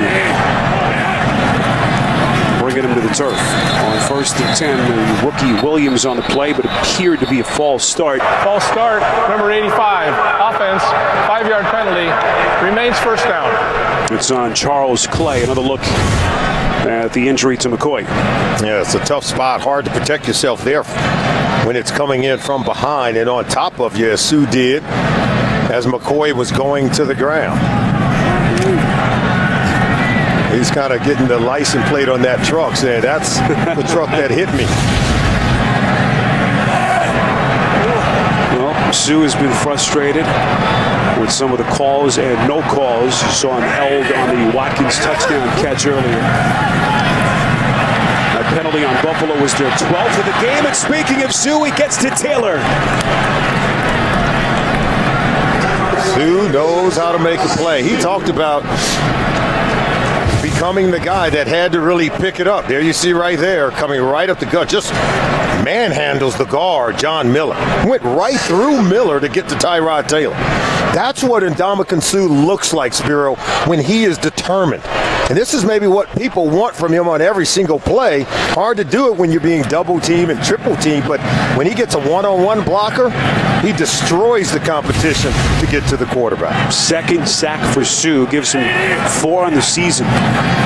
They have utilized him differently as they keep it on the ground here to Williams on a second and long play. There's no doubt they've given him a little bit more freedom, something that we saw the Lions do with Suh Solomon in Detroit. And what does that freedom mean? What does it look like? It means less double team, less two-gapping, okay, and saying, hey, shoot the gap. He just shot the gap on that play right there. He got great penetration. The run play hit underneath him, but this is what I think you have to do with him. You got to turn him loose. Don't make him this two-gap player. Allow him to be a penetrating force to wreak havoc in the opponent's backfield. Denarius Moore wearing 17 for Buffalo, split out top of your picture on 3rd and 12. Here's Williams, finds the same Williams going downhill, 10-5, and he's in.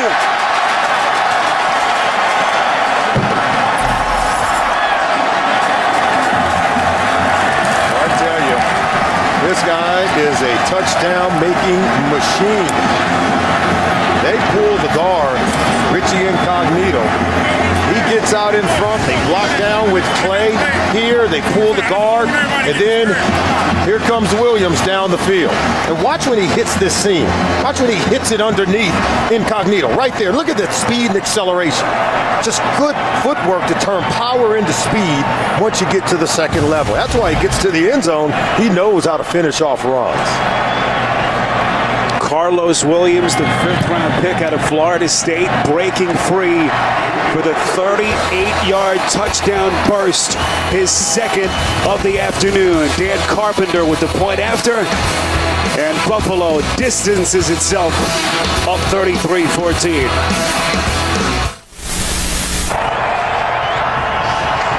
I'll never miss a moment of football action with the CBS Sports app. Every play and score, every game, and every highlight right as they happen. Download the CBS Sports app. Get it now at cbssports.com/mobile.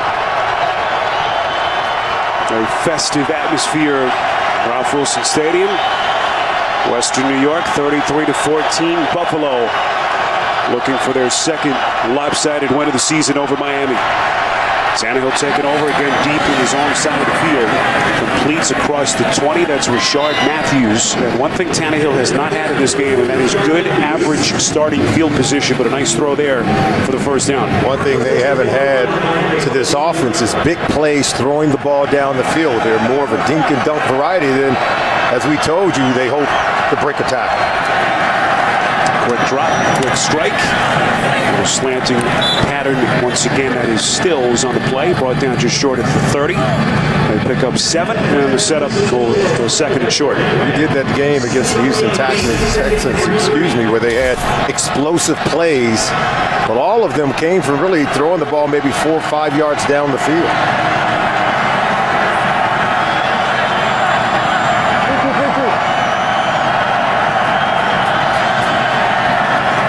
Tannehill on 2nd and 3.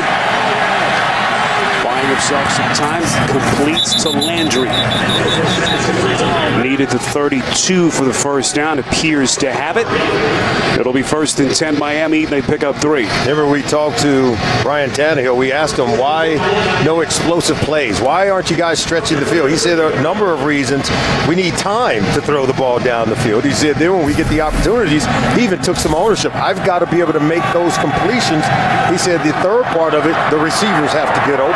The Bills have told us that the shoulder of LaShawn McCoy is okay. His return questionable. I wonder if they'll even attempt to put him in with this big lead right now at 19. Tannehill slings it. It's caught. That's Matthews again. Forced out of bounds for the first down. This is a Miami team that has not won in Buffalo since week 15 of 2011. 3 straight losses here. And that loss saw him into the Patriots aside. There was still hope coming in that this is a team that could be playing meaningful games come December, but this would be a big loss. And as you look at the scoreboard, remember, week 3 they lost 41-14 at home in their season opener. And I think if you look at the scoreboard by the end of this game, you have to ask yourself, how far have the Dolphins really come under their new interim head coach? 1st and 10. Here come the Bills on the blitz. Tannehill pulls it back. Marker thrown behind the line of scrimmage as that pass goes into the sideline. There are multiple flags on the field, one in the Buffalo secondary as well. There are fouls by both teams on the play. Holding number 74 offense, holding defense. Those fouls offset. Repeat, first down. All right, Jason Fox penalized. Fox had a steady first half, but this vaunted Buffalo defensive front has gotten the best of him with Hughes since. That's what Tannehill talked about. When you want to go down the field, the protection has to hold up, but he's being flushed out of the pocket and forced to improvise.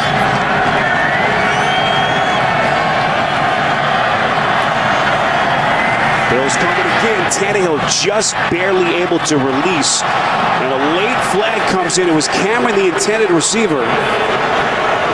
Ike and Impali was coming on the pressure. Corey Graham was on the coverage. Pass interference. Number 20, defense. Automatic. First down. Corey Graham, watch to see if the arm is around the, see right there, the top, the grab, and see the arm is around the waist of Jordan Cameron. That's what they're going to call. And then you're beyond 5 yards.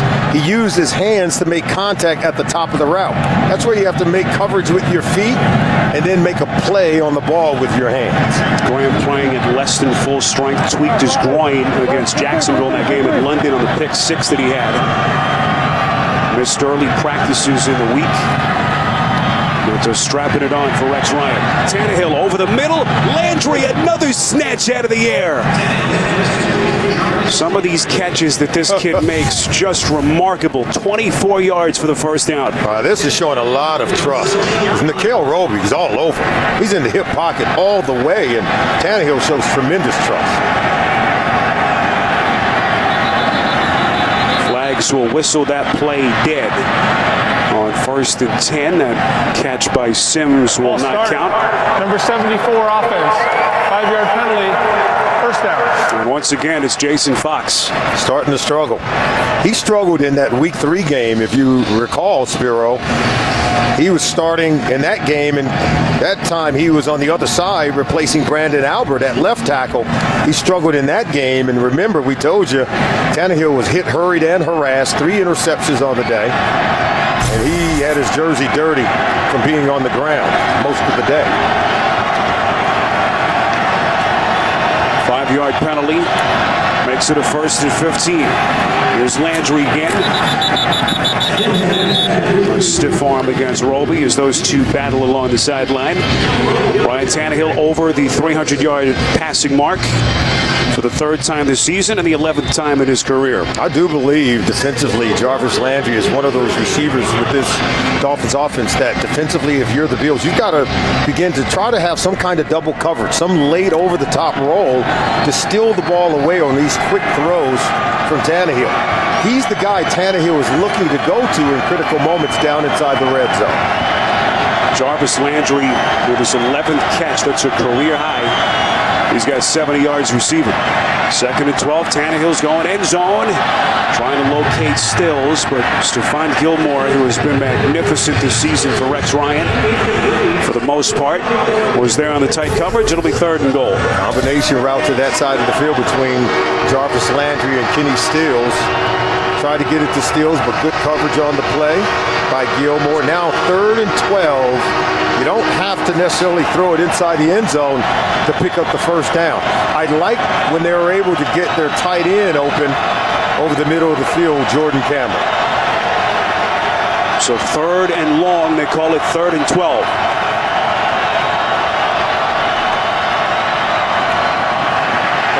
Tannehill going backwards again. It's Jerry Hughes for the 2nd time.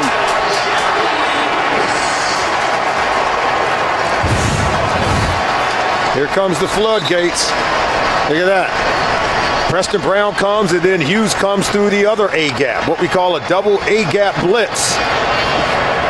Bring in Preston Brown and then Jerry Hughes. Minus 11 yards on the play, but Jerry Hughes has wrecked the Miami Dolphins offense here in the 2nd half. And that look tells you the story from Ryan Tannehill. Hughes had entered the day with just 1 sack, has 2 this afternoon. 48-yard attempt from the rookie kicker Andrew Franks is good. But Miami needed more than that. Down 16 points. The NFL on CBS is sponsored by Charles Schwab. Own your tomorrow. And by Subway, the mouth-watering chicken and bacon ranch melt.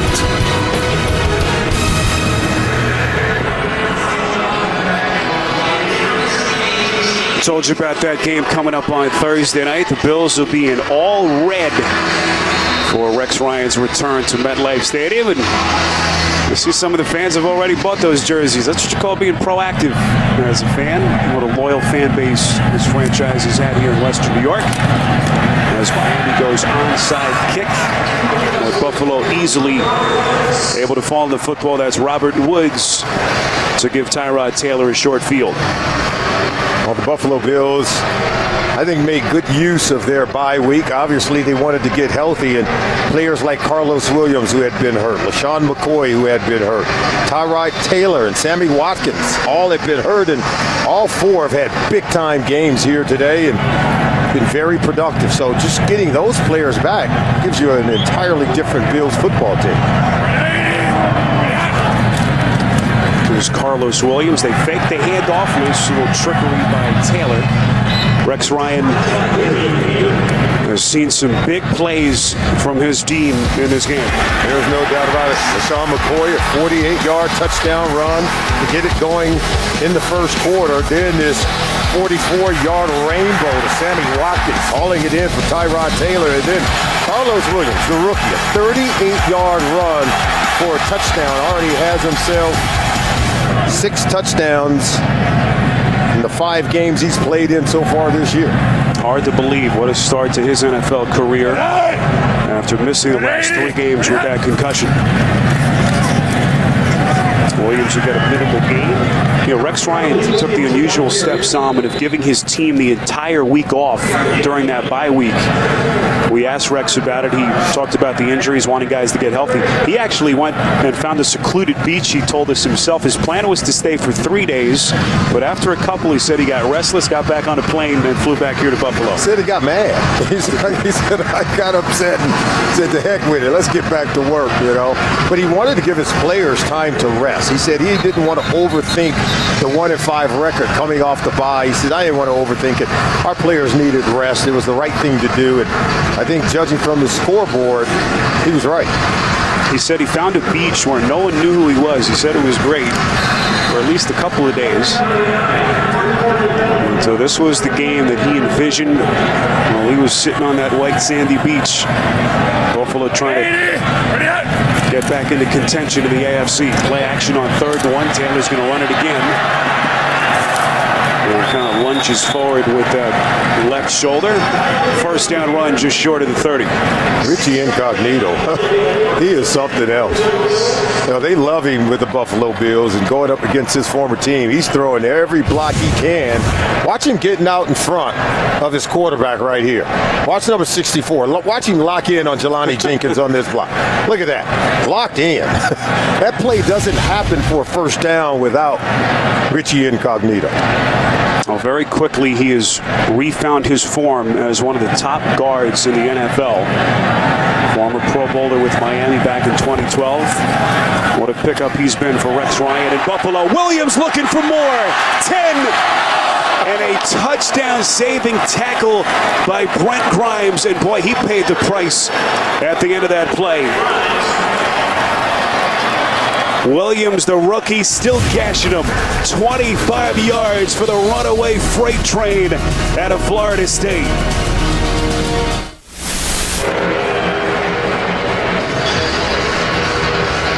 Well, here's another look at Carlos Williams. Salmon, I know you were pretty tough as a defensive back in your day. I'm not sure even you want to step in front of this kid. No, he runs like a deranged rhino. Who do you know would step in front of something like that? I can tell you this much, I wouldn't. 2 100-yard rushers in this game. First time that's happened for Buffalo since December 9th of 2007. Coming up next, some of you will see Peyton Manning and Andrew Luck. We'll see who's got the goods there. What a matchup as Indianapolis tries to salvage its season. Broncos, Colts, right here on CBS, and Peyton Manning on the altar of history as he readies himself to take the field. How fitting would it be to break that record going back to Lucas Oil Stadium, a stadium that he helped build there in Indianapolis. Be very poetic. Another reminder to stay tuned. The NFL Today update presented by FanDuel. Time permitting, JB, Tony, Bart, Boomer, and Coach Cower with all the latest scores and highlights. So Tyrod Taylor returns. The Bills, Solomon, will go to 4-2 with Taylor under center. Have you seen enough to think that this team can climb back into contention in the AFC? When healthy, there's no doubt about it. I thought the defense dialed in to a more simplified system. They still showed some exotic blitzes when they needed to, but when they can run the football like this, the Bills are a very different football team and very competitive. And that's what the AFC East will look like with the win now. Buffalo will get to 4-4. Special thanks to our crew, Ryan Galvin, Andy Goldberg, everyone in the truck, Alana Campbell, Ade Ellis, Stephanie Florval, Adam Cohen, also Wayne Richardson, and here in the booth, Russ DeLynn and Rich Gaynor. What a performance by this Buffalo offense, slowly getting healthy. And the return not only of Taylor, but also Sammy Watkins, Carlos Williams, both of whom played enormous roles as the Bills get to 4-4. Miami with the loss falling to 3-5 as they go back to the drawing board. Your final score, 33-17, Buffalo. Now for Solomon Wilcox, our entire CBS crew, this is Spiro Ditas saying so long from Buffalo. You've been watching the NFL on CBS, home of Super Bowl 50. Coming up, the NFL Today update presented by FanDuel will take you to New York after this from your CBS stations.